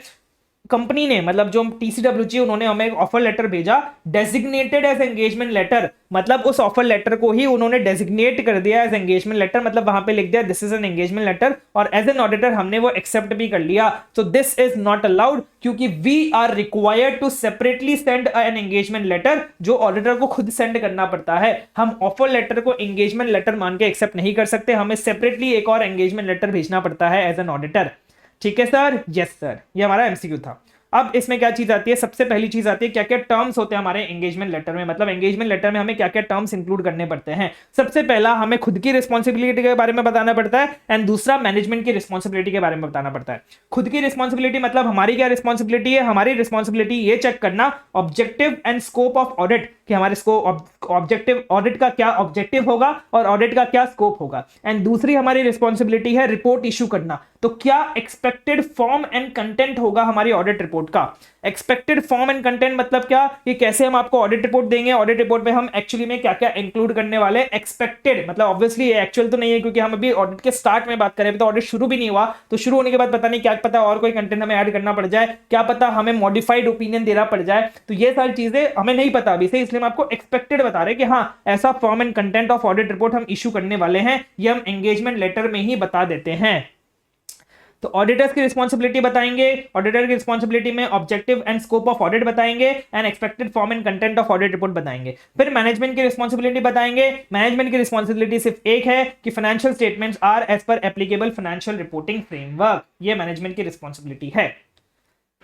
एक इसके साथ साथ मैं आपको एक एंगेजमेंट लेटर का एग्जांपल भी दिखा देता हूँ। ये पूरा जो एसे है मैंने इंटर से एकदम बहुत अच्छे से पढ़ा हुआ है आपके लिए, और जो भी एप्लीकेशन पार्ट था वो मैं लेके आया हूँ। तो इंटर की मॉड्यूल में आपके पास एक एग्जांपल है एंगेजमेंट लेटर का, कि कैसा एक एंगेजमेंट लेटर होता है जो ऑडिटर सेंड करता है मैनेजमेंट को।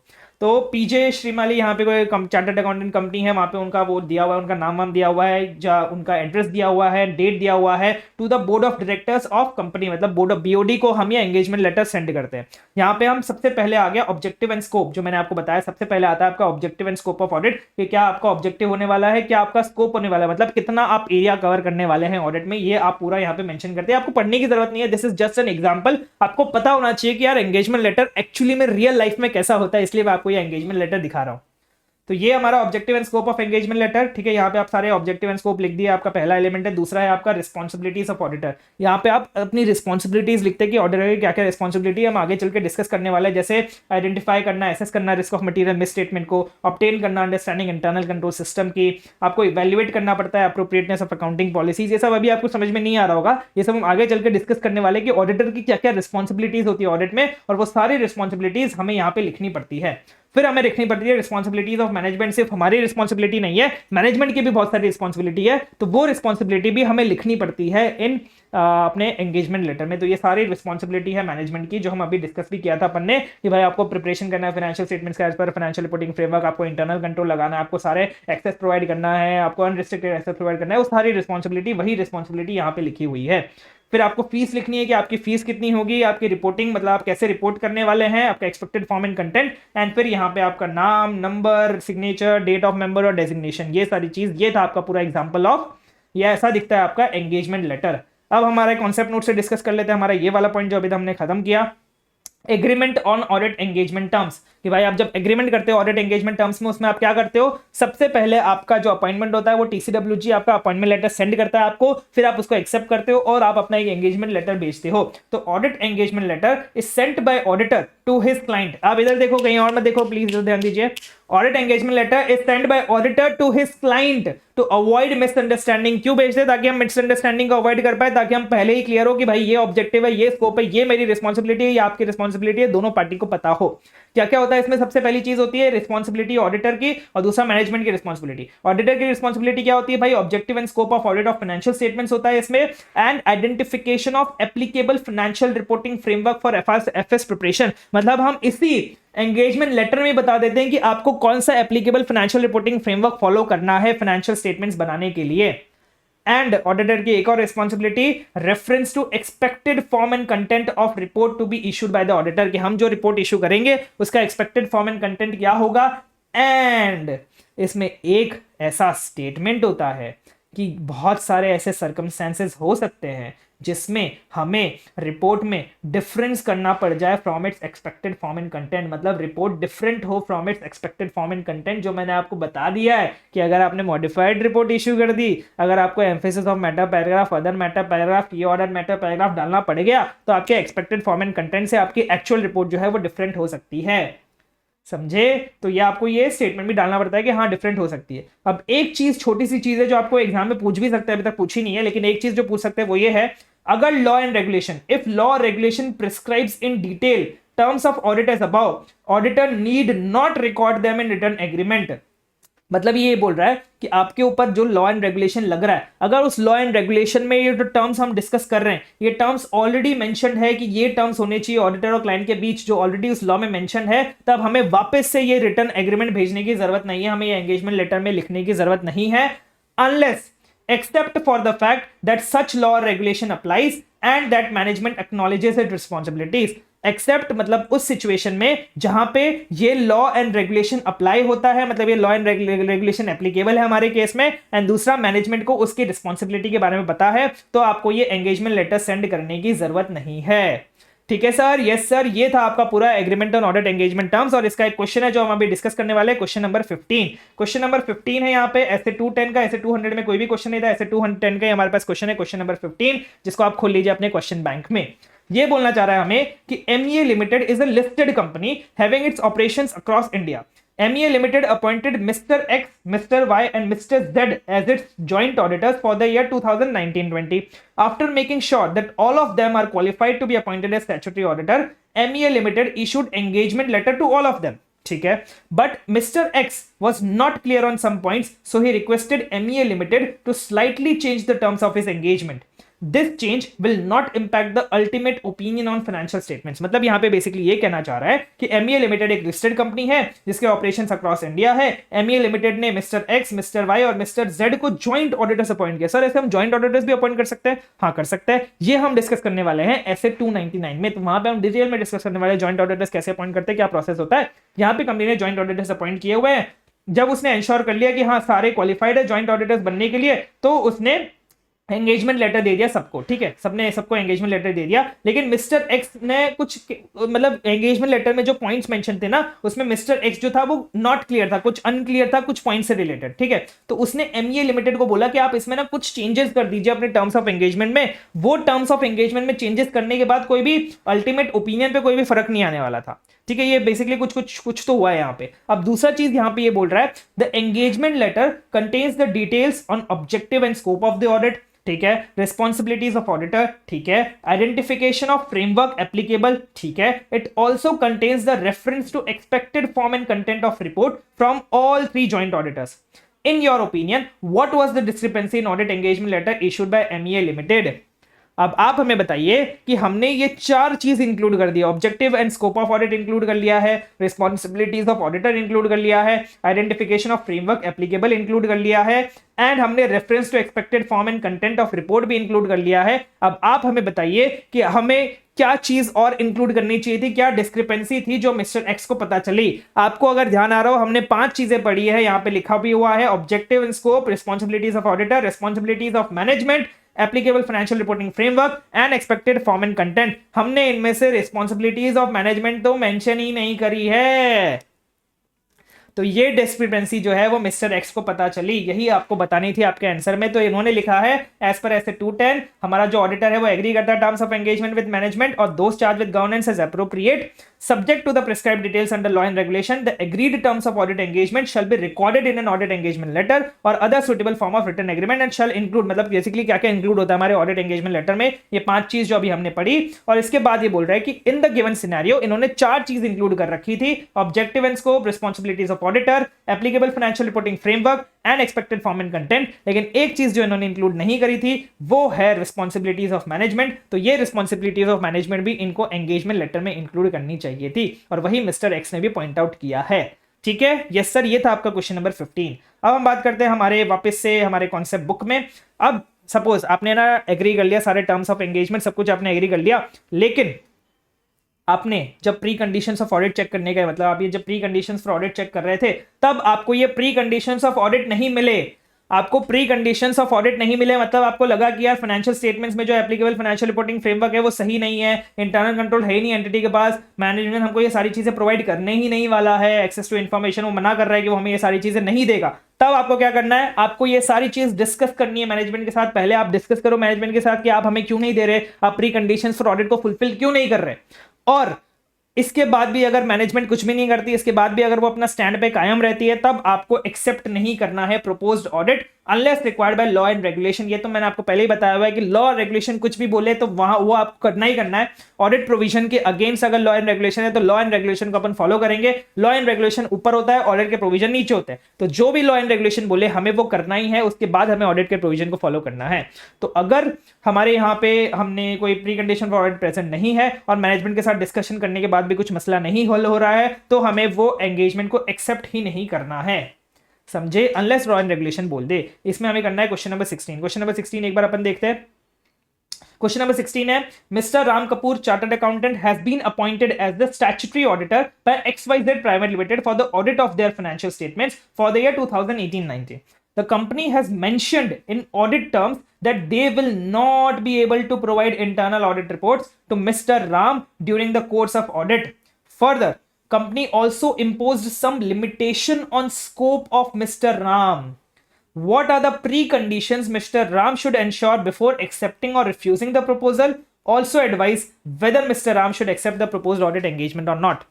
आप मुझे एक बात बताइए कि मिस्टर राम कपूर है जिसको स्टैट्यूटरी ऑडिटर बनाया गया है XYZ प्राइवेट लिमिटेड ने, अब कंपनी खुद ही बोल रही है कि हम आपको इंटरनल ऑडिट रिपोर्ट प्रोवाइड नहीं करेंगे, एंड दूसरा हम आपके काम में कुछ लिमिटेशन ऑन स्कोप रखेंगे, हम आपको पूरा काम नहीं करने देंगे, जो आपके स्कोप में है वो पूरा काम हम आपको नहीं करने देंगे। तो आप सबसे पहले उन्होंने बोला है कि आप प्री कंडीशंस बताइए क्या क्या प्री कंडीशंस है, एंड दूसरा आप बताइए क्या मिस्टर राम को ये एक्सेप्ट करना चाहिए नहीं करना चाहिए प्रपोज्ड ऑडिट एंगेजमेंट।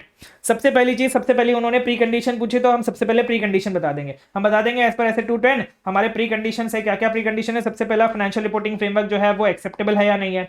दूसरा, मैनेजमेंट अपनी एग्रीमेंट ले लेंगे मैनेजमेंट से कि वो अपनी रिस्पॉन्सिबिलिटी एक्नॉलेज करती है और अंडरस्टैंड करती है। क्या रिस्पॉन्सिबिलिटी है मैनेजमेंट की एक्नॉलेज और अंडरस्टैंड करने के लिए?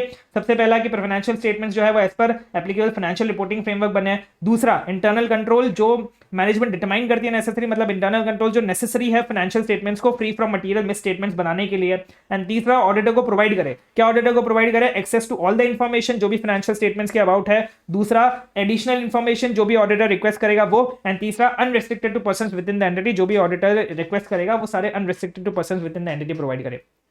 लेकिन अगर मैनेजमेंट इंपोज करती है एक limitation on scope on the propose, अगर वो लिमिटेशन ऑन स्कोप इंपोज करती है in the proposed audit engagement, तो ऑडिटर को सबसे पहले तो डिस्कस करना चाहिए मैनेजमेंट के साथ, लेकिन फिर भी अगर वो लिमिटेशन रहेगी तो उसको वो एक्सेप्ट नहीं करना चाहिए, अपना लिमिटेशन, मतलब उसको लिमिटेड एंगेजमेंट एक्सेप्ट नहीं करनी चाहिए। अगर pre conditions for audit present नहीं है, मतलब यहां पे आप देखेंगे pre conditions for audit present नहीं है, मैनेजमेंट इंफॉर्मेशन प्रोवाइड नहीं कर रही है, हमारे लिमिटेशन और स्कोप डाल रही है, इसलिए हम इस ऑडिट को एक्सेप्ट नहीं करेंगे, इसलिए राम को भी इस ऑडिट को एक्सेप्ट नहीं करना चाहिए।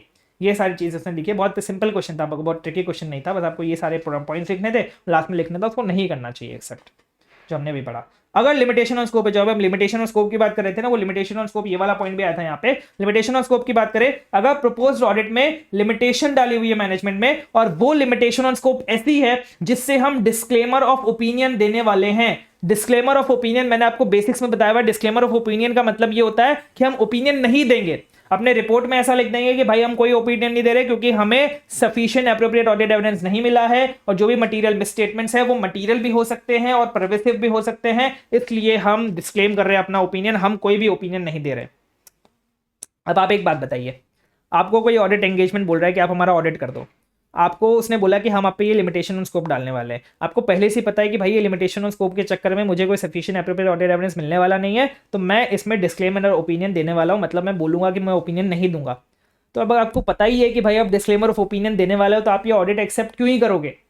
तो इसीलिए यहाँ पे बोला है कि अगर आपके पास लिमिटेशन ऑन स्कोप है जिसकी वजह से आपको लग रहा है कि आप डिस्क्लेमर ऑफ ओपिनियन देने वाले हो, तो आपको वो ऑडिट एक्सेप्ट नहीं करना है unless law and regulation require you to do so. Unless law and regulation बोले तब तक आपको ये ऑडिट एक्सेप्ट नहीं करना है। ठीक है सर? Yes sir. नेक्स्ट बात आती है acceptance of change in terms of audit engagement. हमने टर्म्स तो डिस्कस कर लिए यहाँ पे, एंगेजमेंट लेटर में हमने सारे टर्म्स डिस्कस कर लिए, लेकिन अब मैनेजमेंट बोल रहा है कि यार हमें ना चेंज इन टर्म्स करना पड़ेगा, हमें कुछ टर्म्स में चेंज करना पड़ेगा। तो आप वो चेंजेस इन टर्म्स कब एक्सेप्ट कर सकते हो, वो सारे पॉइंट्स हैं यहाँ पे कि मैनेजमेंट बोले यार आपने ये जो टर्म्स लगाई थी सर, टर्म सही नहीं थी, अब ये टर्म्स को हमें चेंज करना पड़ेगा। तो अब ये टर्म्स में क्या क्या चेंजेस कब हम एक्सेप्ट कर सकते हैं? सबसे पहला है, अगर if before completing audit, auditor is requested to change to engagement that conveys lower level of assurance। मतलब आप ऑडिट कर रहे हो और ऑडिट आपका खत्म नहीं हुआ, उससे पहले मैनेजमेंट आपको बोलती है कि आपको एक दूसरे एंगेजमेंट करना है, अब हम ऑडिट नहीं करवा रहे, हम दूसरा एंगेजमेंट आपसे करवाएंगे जो आपको lower level of assurance provide करेगा। अब लोअर लेवल ऑफ अश्योरेंस का मतलब क्या हुआ? अगर आपको याद हो तो हमने ऑडिट में पढ़ा था, audit is a reasonable level of assurance. Reasonable assurance level से कम क्या होता है? लिमिटेड अश्योरेंस लेवल, जो हम देते हैं रिव्यू में। रिव्यू में आपका आता है लिमिटेड अश्योरेंस लेवल। अगर आपको याद नहीं आ रहा तो मैं आपको एक बार याद दिला देता हूं। यहाँ पे बेसिक्स ये रहा हमारा, बेसिक्स में हमने पढ़ा था कि हमारा जो reasonable level, high level of assurance होता है वो ऑडिट होता है, और हमारा जो लिमिटेड लेवल ऑफ अश्योरेंस होता है, इससे कम लेवल का जो अश्योरेंस होता है वो रिव्यू होता है। या तो आप रिव्यू में कन्वर्ट कर लो, लोअर लेवल ऑफ अश्योरेंस है, या तो आप रिलेटेड सर्विसेज, जो आपका कंपाइलेशन एंगेजमेंट था, जो आपका एग्रीड अपॉन प्रोसीजर्स था, आप उसमें कन्वर्ट कर लो जिसमें आपको अश्योरेंस देना ही नहीं पड़ता। ये रहा, मैं आपको दिखाता हूं यहाँ पे, जिसमें आपको अश्योरेंस देना ही नहीं पड़ता।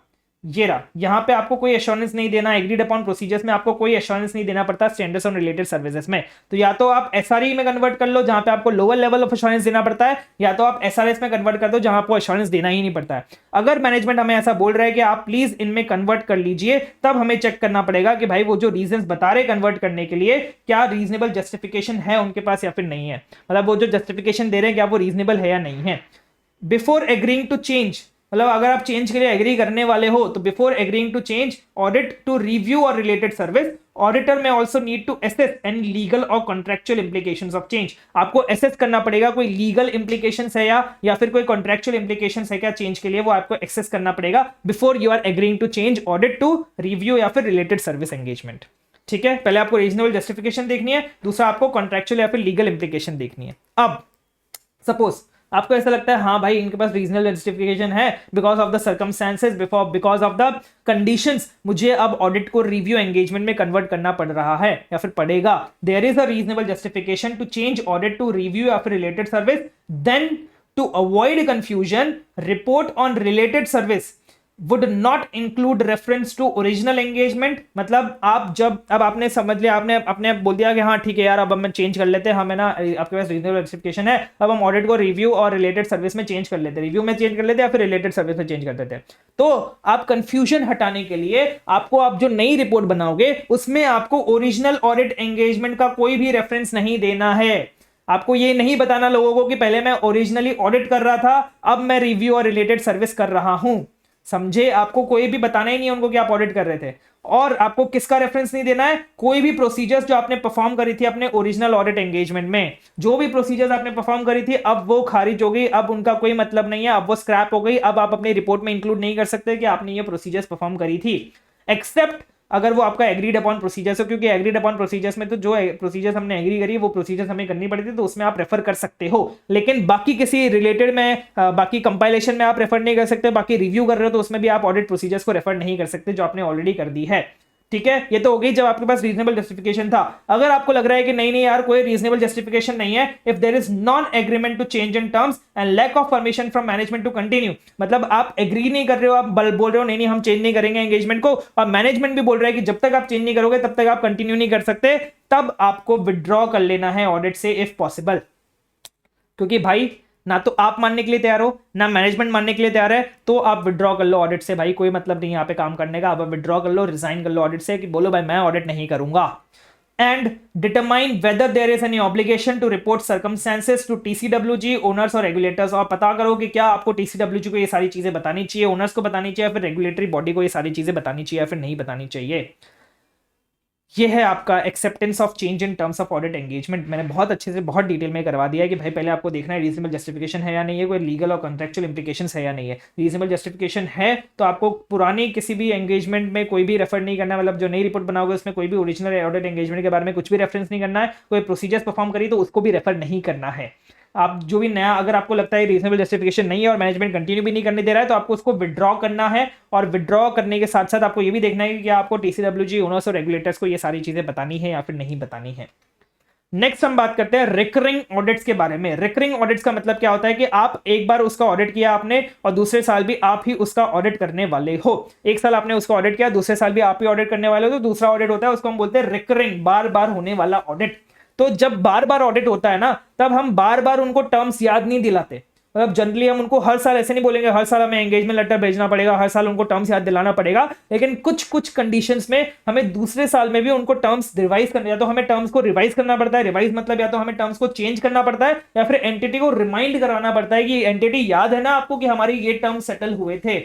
तो वो कुछ कुछ सर्कमस्टेंसेस हमें यहां पे लिखने पड़ेंगे। क्वेश्चन आ सकता है कि क्या सर्कमस्टेंसेस है जिसमें हमें रिकरिंग ऑडिट के केस में भी एंटिटी को टर्म्स बताने पड़ते हैं, कि वेदर हमें क्या पता टर्म्स को रिवाइज करना पड़ता है, चेंज करना पड़ता है, ऐसे क्या सर्कमस्टेंसेस यहाँ पे टर्म्स को चेंज करना पड़ता है या फिर हमें एंटिटी को रिमाइंड करना पड़ता है एग्जिस्टिंग टर्म्स के बारे में। तो पहला पॉइंट तो सिंपल है, आपको रिमाइंड कब करना पड़ेगा किसी भी चीज को, किसी भी चीज के बारे में, जब उसको उस चीज के बारे में अच्छी अंडरस्टैंडिंग ना हो।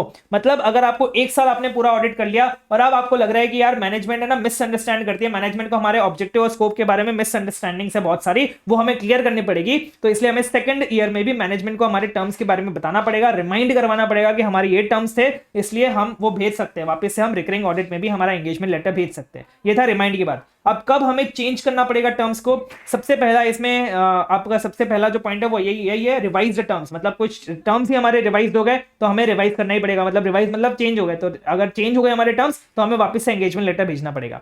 अब चेंज, हमारे टर्म्स चेंज क्यों हुए, क्योंकि हमारे बिजनेस पे जो लॉज एप्लीकेबल थे वो चेंज हो गए।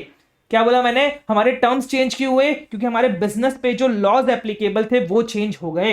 अब बिजनेस क्यों चेंज हो गया, क्योंकि हमारे सीनियर मैनेजमेंट, जो हमारे टॉप मोस्ट सीनियर मैनेजमेंट है, सीईओ है, सीएफओ है, या फिर हमारी जो ओनरशिप है उसमें सिग्निफिकेंट चेंजेस आ गए। हमारे सीनियर मैनेजमेंट, पूरे के पूरे सीनियर मैनेजमेंट, सीईओ सीएफओ सब गायब हो गए, कोई और सीईओ सीएफओ आ गए। हमारे ओनरशिप चेंज हो गई, मैनेजमेंट जो कोई और कंपनी होल्ड करती थी अब कोई और कंपनी होल्ड करने वाली है, हमारी ओनरशिप चेंज हो गई। अगर ये सीनियर मैनेजमेंट और ओनरशिप चेंज हो रही है तो हमारे बिजनेस का नेचर एंड स्कोप भी चेंज होगा। अगर हमारे बिजनेस का नेचर एंड स्कोप भी चेंज हो गया तो हमें एंगेजमेंट लेटर भेजना पड़ेगा। ये था हमारा बिजनेस की बात। अब बिजनेस पे जो लॉज लगते हैं, लॉज मतलब क्या, लीगल एंड रेगुलेटरी रिक्वायरमेंट्स। अगर कोई लीगल एंड रेगुलेटरी रिक्वायरमेंट्स हो गई तो चेंज हो गई तो हमें एंगेजमेंट लेटर भेजना पड़ेगा। हमारे लिए एज एन ऑडिटर सबसे बड़ी लीगल एंड रेगुलेटरी रिक्वायरमेंट्स है फाइनेंशियल रिपोर्टिंग फ्रेमवर्क। तो अगर फाइनेंशियल रिपोर्टिंग फ्रेमवर्क चेंज हो गए तो हमें अपना एंगेजमेंट लेटर भी चेंज करना पड़ेगा, या फिर कोई अदर रिपोर्टिंग रिस्पॉन्सिबिलिटी चेंज हो गई तो हमें अपना एंगेजमेंट लेटर जो है वो चेंज करना पड़ेगा। ये सारी कंडीशंस थी जहां पे आपको एंगेजमेंट लेटर वापस से भेजना पड़ता है रिकरिंग ऑडिट्स के केस में। एक बार कॉन्सेप्ट नोट से डिस्कस कर लेते हैं। Terms of engagement in recurring audit, कब आपको रिमाइंड करवाना पड़ता है, कब आपको रिवाइज करना पड़ता है। सबसे पहला, any indication that entity misunderstands objective and scope of audit, कोई भी इंडिकेशन आपके पास कि एंटिटी मिसअंडरस्टैंड करती है हमारे ऑब्जेक्टिव एंड स्कोप को, तब आपको रिमाइंड करना पड़ता है, एंटिटी को रिवाइज करना पड़ता है। कोई भी रिवाइज टर्म्स है या फिर स्पेशल टर्म्स है एंगेजमेंट के, तब आपको एंटिटी को वापस से एंगेजमेंट लेटर भेजना है। अब कोई रीसेंट चेंज हुआ है सीनियर मैनेजमेंट में या फिर सिग्निफिकेंट चेंज हुआ है ओनरशिप में, ठीक है, सिग्निफिकेंट सीनियर मैनेजमेंट में कोई चेंज हो गया, कोई सिग्निफिकेंट चेंज हो गया ओनरशिप में, उसकी वजह से आपके a significant change in nature और साइज ऑफ एंटिटीज बिजनेस हो गया, एंटिटी के बिजनेस में कोई नेचर और साइज में कोई सिग्निफिकेंट चेंज हो गया।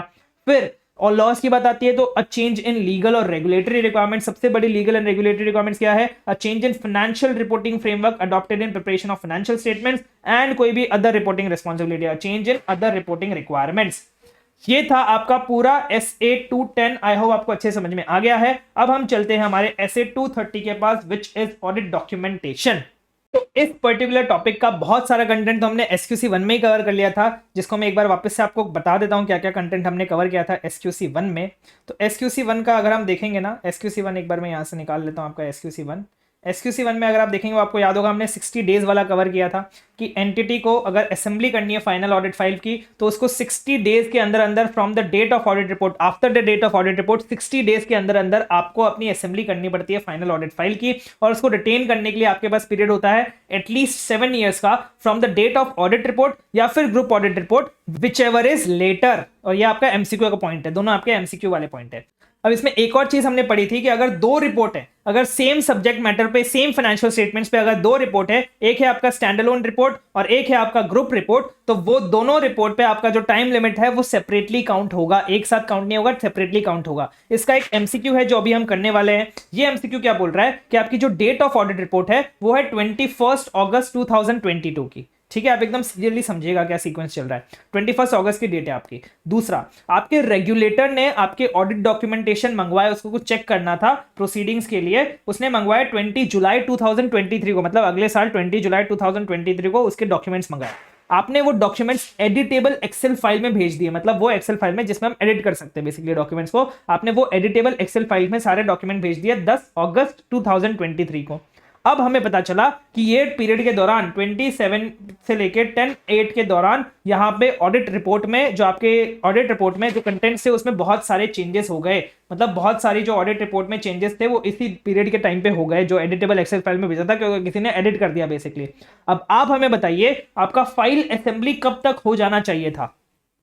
तो मैंने आपको एक चीज बताई हुई है, आपको किसी भी चीज से ऐसे आपको टाइम पास चीजों में घुमाने की कोशिश करेगा। अब आप मुझे बताइए, हमने सिंपली क्या पढ़ा हुआ है, हमने सिंपली ये पढ़ा हुआ है आपका जो फाइल असेंबली प्रोसेस है वो आपका 60 days after the date of audit report हो जाना चाहिए। अब उसके बाद चेंजेस हो रहे हैं, गलती से हो रहे हैं, जानबूझ के हो रहे हैं, मुझसे फर्क नहीं पड़ता, हमें सिंपली डेट लेनी है, डेट ऑफ ऑडिट रिपोर्ट। ये डेट ऑफ ऑडिट रिपोर्ट ले ली, इससे आप 60 डेज काउंट कर लीजिए। तो 60 डेज कैसे काउंट करेंगे वो मैं आपको बताता हूं। यहां पे हमारे पास है 21 अगस्त, अगस्त का महीना होता है वो 31 का होता है, 31 डेज होते हैं, तो 21 को हटा के बाकी हमारे पास बचे 10 डेज। तो 10 डेज हमारे पास अगस्त के आ गए, सितंबर के होते हैं 30 डेज, तो 30 डेज हमारे पास सितंबर के आ गए, बाकी बचे 20 डेज, 20 डेज हमारे पास अक्टूबर के आ गए। तो हमारी डेट निकल के आई 20 अक्टूबर 2022। तो ये डेट थी जहां तक आपको फाइल असेंबली जो है वो खत्म करनी थी, समझे? Yes sir. तो अभी हम अपना अब शुरू करते हैं हमारा एसे 230।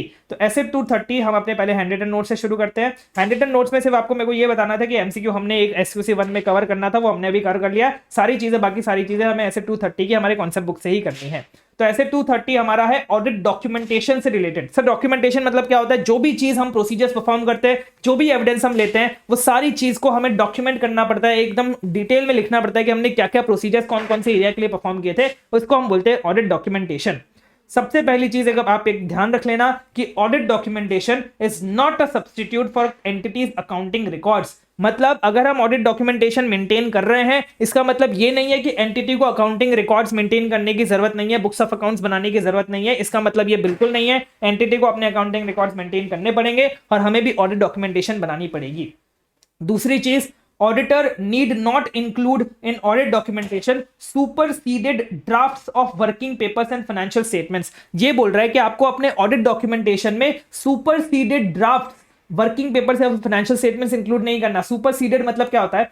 हमारे फाइनेंशियल स्टेटमेंट्स के अलग अलग वर्जन्स होते हैं, मतलब बेसिकली एक ड्राफ्ट फाइनेंशियल स्टेटमेंट्स बनेगा, फिर उसमें कुछ चेंजेस होंगे, फिर final version of financial statements बनेगा। तो ये यही बोल रहा है कि आपको अपने वर्किंग पेपर में, आपको अपने ऑडिट डॉक्यूमेंटेशन में ड्राफ्ट फाइनेंशियल स्टेटमेंट्स जो आपने पहले वर्किंग पेपर बनाए होंगे उसका फाइनल वर्जन आ गया, तो वो पुराने वर्जन जो वर्किंग पेपर के हैं वो सब इंक्लूड नहीं करना है, वो सब आपको स्क्रैप कर देना है। आपको सारी चीजों का बस फाइनल वर्जन इंक्लूड करना है, हमें ड्राफ्ट से मतलब ही नहीं आपके ऑडिट डॉक्यूमेंटेशन में। ये चीज बोल रहा है, ये आपके क्वेश्चन एमसीक्यूज में आ सकता है। ठीक है, यस सर, आपको समझ में आ गया होगा। अब हम बात करते हैं assembly of final audit file की।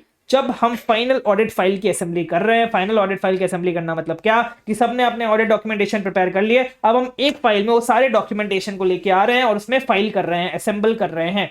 तो ये जो असेंबली वाला प्रोसेस होता है ना, ये एडमिनिस्ट्रेटिव प्रोसेस होता है। एडमिनिस्ट्रेटिव प्रोसेस मतलब जिसमें दिमाग नहीं लगता, मतलब सबने अपने डॉक्यूमेंटेशन बना लिए, बस उसको एक फाइल में अपने को लगाना है और कुछ नहीं करना। तो ये एक एडमिनिस्ट्रेटिव प्रोसेस है that does not involve performance of new audit procedures.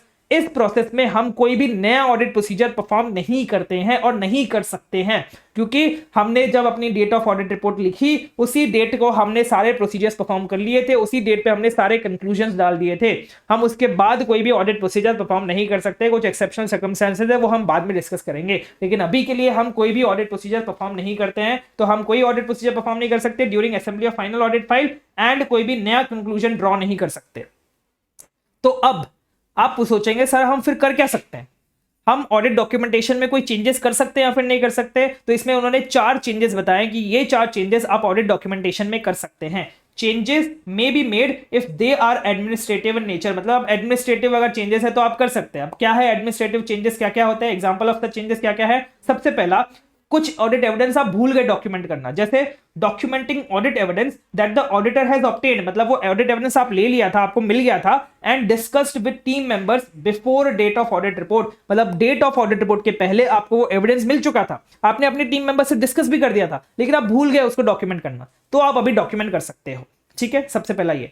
दूसरा, आपको कुछ सॉर्टिंग करनी है, कुछ कोलेटिंग करनी है, कुछ क्रॉस रेफरेंसिंग करनी है वर्किंग पेपर्स की, तो आप वो कर सकते हो। सॉर्टिंग मतलब क्या, आपको पहले कोई वर्किंग पेपर पहले लगाना है, कुछ बाद में लगाना है, कुछ बीच में लगाना है, कुछ लास्ट में लगाना है, तो ऐसा आप कर सकते हो ना यार, इसमें क्या ही कर रहे हो आप। क्रॉस रेफरेंसिंग करने मतलब बेसिकली आपको ये लगाना है कि भाई ये वाला एरिया मैंने ये वाला वर्किंग पेपर में चेक किया है, ये वाला एरिया मतलब क्या, आपने ये बैलेंस शीट मैंने ये वाले वर्किंग पेपर में चेक करी है, ये पीएनएल मैंने ये वाले वर्किंग पेपर में चेक किया है, ऐसा आपको क्रॉस रेफरेंसिंग करने आप कर सकते हो, इससे कोई फर्क नहीं पड़ेगा ना।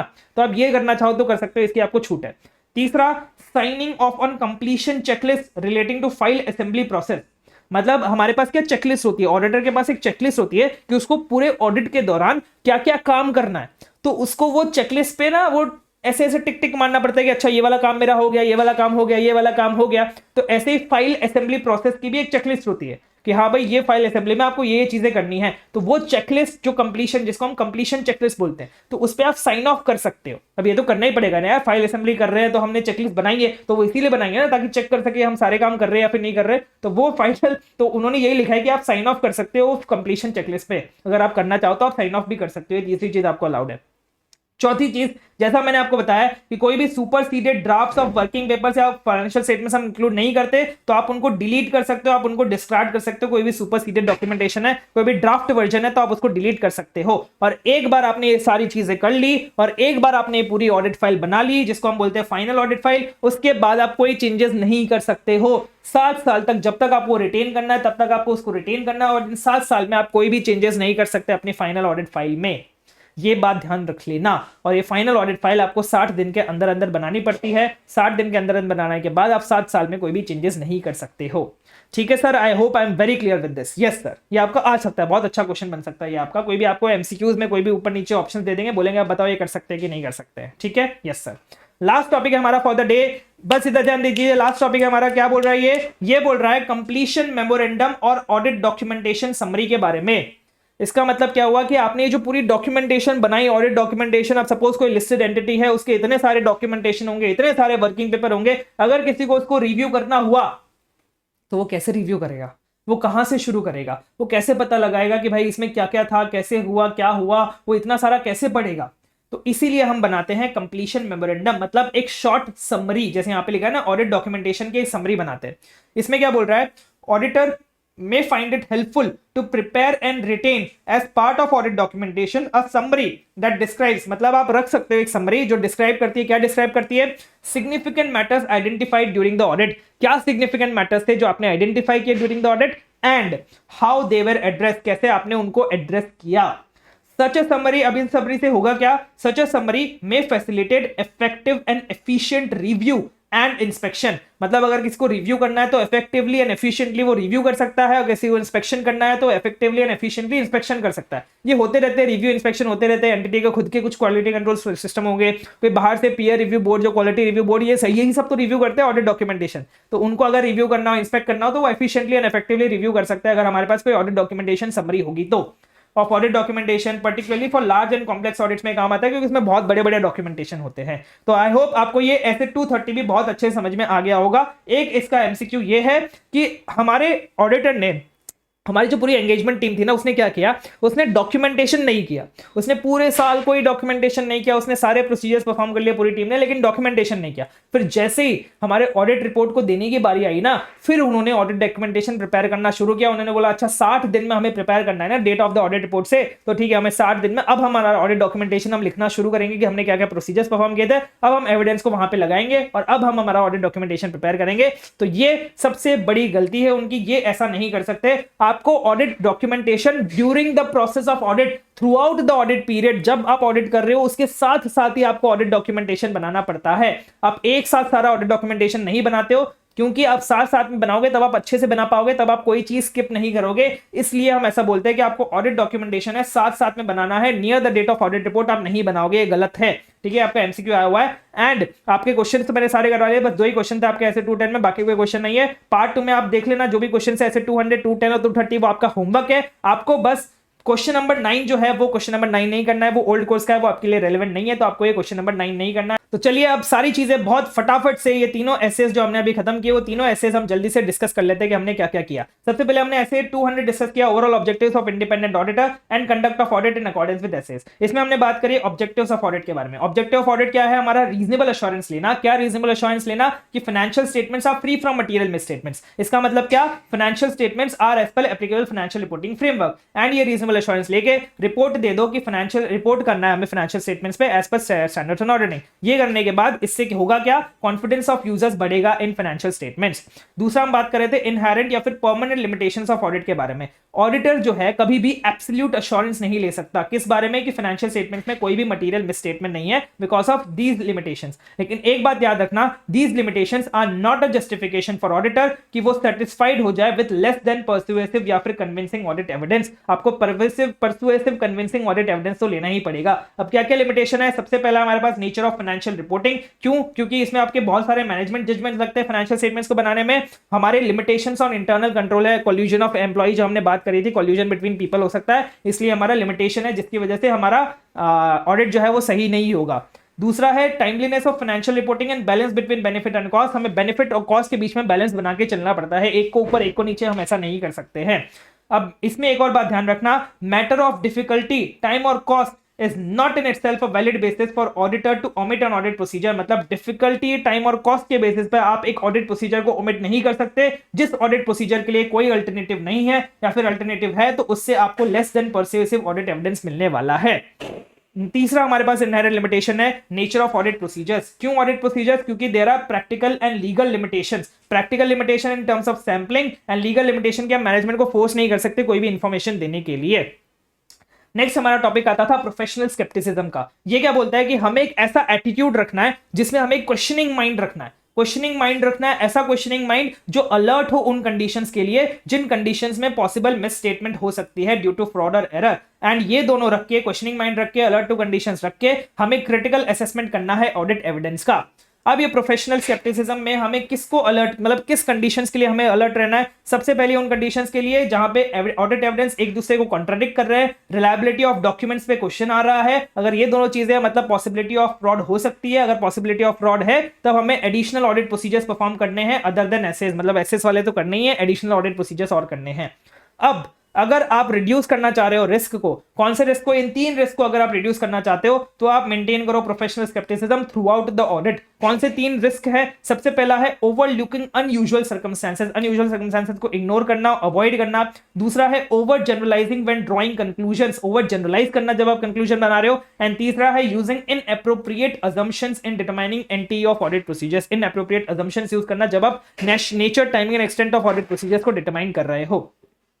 अब हम बात करते हैं ऐसे 210 की, agreeing terms of audit engagement. Agree करना है आपको टर्म्स ऑफ ऑडिट एंगेजमेंट, और सबसे पहली चीज आती है pre conditions for audit. Audit शुरू करने से पहले, ऑडिट को एक्सेप्ट करने से पहले आपको कुछ कंडीशंस चेक करनी पड़ती है कि ये कंडीशंस हमारे प्रेजेंट है या नहीं है। सबसे पहली चीज आपको डिटरमाइन करना है कि क्या pre conditions for audit present है। उसके लिए सबसे पहले आप चेक करेंगे क्या एफआरएफ एक्सेप्टेबल है या नहीं है। दूसरा, क्या मैनेजमेंट को अपनी रिस्पॉन्सिबिलिटी के बारे में पता है या नहीं है। क्या रिस्पॉन्सिबिलिटी है मैनेजमेंट की? सबसे पहला ये चेक करना कि फाइनेंशियल स्टेटमेंट्स जो है उस पर एप्लीकेबल फाइनेंशियल रिपोर्टिंग फ्रेमवर्क बने, ऐसा इंटरनल कंट्रोल बनाना जिससे फाइनेंशियल स्टेटमेंट्स में कोई भी मटेरियल मिसस्टेटमेंट्स ना आए। और तीसरा, ऑडिटर को प्रोवाइड करना, क्या प्रोवाइड करना? Access to all the information about financial statements. दूसरा, एडिशनल इंफॉर्मेशन जो ऑडिटर ने रिक्वेस्ट करी है। एंड तीसरा, unrestricted access to persons within the entity, जितने भी एंटिटी में पर्सन है उसमें अनरिस्ट्रिक्टेड एक्सेस प्रोवाइड करना।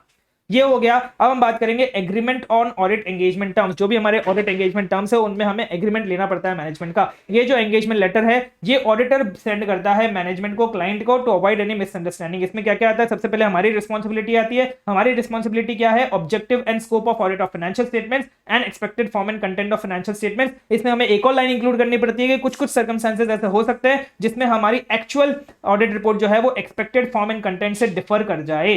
ठीक है, ये हमारी रिस्पॉन्सिबिलिटी हो गई। फिर मैनेजमेंट की रिस्पॉन्सिबिलिटी हम बताते हैं कि फाइनेंशियल स्टेटमेंट्स जो हम एप्लीकेबल फाइनेंशियल रिपोर्टिंग फ्रेमवर्क जो हम फाइनेंशियल स्टेटमेंट्स को यूज करने वाले प्रिपेयर करने के लिए उसको हमें आइडेंटिफाई करना पड़ता है। हमें इसे बताना पड़ता है कि ये वाला हमारे पास एप्लीकेबल फाइनेंशियल रिपोर्टिंग फ्रेमवर्क है। अगर एक और चीज है, अगर लॉ एंड रेगुलेशन प्रिस्क्राइब कर दे डिटेल में कि हाँ ये टर्म्स होने चाहिए ऑडिटर और क्लाइंट के बीच, तो हमें वापस से ये सारे राइटिंग में लिखने की जरूरत नहीं है। एक्सेप्ट ये इंश्योर कर लेना कि भाई वो लॉ रेगुलेशन आप पे अप्लाई हो रहा है और मैनेजमेंट एक्नॉलेज करती है उसकी रिस्पॉन्सिबिलिटी को। अब अगर ऐसी कोई सिचुएशन आ जाए जहां आपके ये प्री कंडीशंस फॉर ऑडिट जो है ये प्रेजेंट ना हो, तो आपको क्या करना है? तो आपको सबसे पहले मैनेजमेंट के साथ डिस्कशन करना है। अगर मैनेजमेंट फिर भी नहीं मान रहा है तो आपको इसको एक्सेप्ट नहीं करना है अनलेस लॉ एंड रेगुलेशन बोल रहा है। अगर लिमिटेशन ऑन स्कोप है, ऐसी लिमिटेशन ऑन स्कोप है जिससे आपको पहले ही पता है, बिफोर एक्सेप्टिंग एंगेजमेंट आपको पता है कि भाई अगर ये लिमिटेशन ऑन स्कोप है तो मैं डिस्क्लेमर ऑफ ओपिनियन देने वाला हूं, तो आप उसको एक्सेप्ट क्यों कर रहे हो? आप उसको एक्सेप्ट ही मत करो अनलेस लॉ एंड रेगुलेशन आपको बोल रहा है। अब आपने पहले तो टर्म्स डिसाइड कर लिए, अब मैनेजमेंट बोल रहा है भाई हमें इन टर्म्स को चेंज करना है। अब वो चेंज आपको एक्सेप्ट करना है या नहीं करना है, वो चेक करने के लिए आपको सबसे पहले देखना है कि भाई वो जो चेंज हमें, मतलब जो चेंज हम करेंगे उससे अगर हमारा लोअर लेवल ऑफ एश्योरेंस होने वाला है, हम जो एश्योरेंस ऑडिट में लेते हैं उससे हमें लोअर लेवल ऑफ एश्योरेंस मिलने वाला है, तो हमें उसका रीजनेबल जस्टिफिकेशन देखना है और ये देखना है कि क्या उसका कोई लीगल और कॉन्ट्रेक्चुअल इंप्लीकेशंस है या नहीं है। अगर हमें लीगल रीजनेबल जस्टिफिकेशन सही लगता है कि हाँ भाई रीजनेबल जस्टिफिकेशन है, तो हम चेंज कर सकते हैं ऑडिट को रिव्यू और रिलेटेड सर्विसेज के लिए। लेकिन कंफ्यूजन को अवॉइड करने के लिए हमें कोई भी रेफरेंस इंक्लूड नहीं करना है। किस चीज का रेफरेंस इंक्लूड नहीं करना है? ओरिजिनल ऑडिट एंगेजमेंट का रेफरेंस इंक्लूड नहीं करना है, और जो भी प्रोसीजर्स हमने परफॉर्म किए ओरिजिनल ऑडिट में उसका रेफरेंस हमें इंक्लूड नहीं करना है, एक्सेप्ट अगर वो ऑडिट एग्रीड अपॉन प्रोसीजर्स हो तो उसमें हम रेफर कर सकते हैं। नेक्स्ट, अगर नॉन एग्रीमेंट है, मतलब मैनेजमेंट भी कंटिन्यू नहीं करने दे रहा और हम भी चेंज नहीं चाह रहे हैं, तब हम चाहे तो विड्रॉ कर सकते हैं ऑडिट में अगर वो पॉसिबल हुआ तो। एंड दूसरा, अगर हम चाहे तो रिपोर्ट भी कर सकते हैं सर्कमस्टेंसेस टू टीसीडब्ल्यूजी ओनर्स और रेगुलेटर्स। अब बात करते हैं रिकरिंग ऑडिट्स की। कौन कौन से ऐसे टर्म्स है, कौन कौन से ऐसे टर्म्स है जब हमें, कौन कौन सी ऐसी सिचुएशन है जब हमें टर्म्स को रिवाइज करना पड़ता है, फिर रिमाइंड करना पड़ता है। रिमाइंड तो तब करेंगे जब हमें लगता है कि एंटिटी मिसअंडरस्टैंड करते हैं हमारे ऑब्जेक्टिव एंड स्कोप को, और रिवाइज करेंगे जब कोई रिवाइज या फिर स्पेशल टर्म्स आ जाए, जब चेंज ऑफ सीनियर मैनेजमेंट हो जाए, जब चेंज इन ओनरशिप हो जाए, जब change in nature of size of business हो जाए, जब चेंज इन लीगल और रेगुलेटरी रिक्वायरमेंट्स हो जाए। सबसे पहले legal and regulatory requirement change in financial reporting framework हो जाए, या फिर अदर रिपोर्टिंग रिक्वायरमेंट्स में कोई चेंजेस हो जाए। अब लास्ट ऐसे इधर देखिए, लास्ट ऐसे हमारा अभी हम रिवाइज करने वाले हैं ऐसे 230 ऑडिट डॉक्यूमेंटेशन। सबसे पहली चीज, ऑडिट डॉक्यूमेंटेशन आपका सब्स्टिट्यूट नहीं है एंटिटी अकाउंटिंग रिकॉर्ड को, आपको भी बनाना पड़ेगा, एंटिटी को अपने अकाउंटिंग रिकॉर्ड्स भी बनाने पड़ेंगे। इसमें आपको ड्राफ्ट कुछ भी इंक्लूड नहीं करना है, किसी भी चीज का ड्राफ्ट इंक्लूड नहीं करना है। Assembly of final audit file जो है वो एडमिनिस्ट्रेटिव प्रोसेस है, इसमें आपको नए ऑडिट प्रोसीजर परफॉर्म नहीं करना है, नए कंक्लूजन भी आपको परफॉर्म नहीं करने। जो भी चेंजेस, कुछ चेंजेस है जो आप कर सकते हो, जो एडमिनिस्ट्रेटिव नेचर के होते हैं वो आप कर सकते हो। क्या क्या चेंजेस कर सकते हो? वो एविडेंस जो आपने पहले ले लिया था अपनी टीम के साथ डिस्कशन कर लिया था before the date of audit report, आप उसको डॉक्यूमेंट कर सकते हो। दूसरा, आप सॉर्टिंग कर सकते हो, कोलैटिंग कर सकते हो, क्रॉस रेफरेंसिंग कर सकते हो। तीसरा, आप साइनिंग ऑफ कर सकते हो कंप्लीशन चेकलिस्ट पे। और चौथा, आप चाहो तो जो भी आपके सुपरसीडेड डॉक्यूमेंटेशन है जो आपको इंक्लूड नहीं करने, उसको आप डिलीट कर सकते हो, डिस्कार्ड कर सकते हो। एंड लास्ट में आप ऑडिट डॉक्यूमेंटेशन समरी भी प्रिपेयर कर देना, जो आपके सिग्निफिकेंट मैटर्स हुए थे ड्यूरिंग द ऑडिट और आपने कैसे उसको एड्रेस किया, ताकि हम एफिशिएंट एंड इफेक्टिव रिव्यू और इंस्पेक्शन कंडक्ट कर पाए। Documentation near the date of audit report is wrong, आपको documentation throughout the audit करनी है। आई होप आपको ये सारी चीजें बहुत अच्छे समझ में आ गई होंगी। बस दुआ में याद रखना। Thank you, bye bye.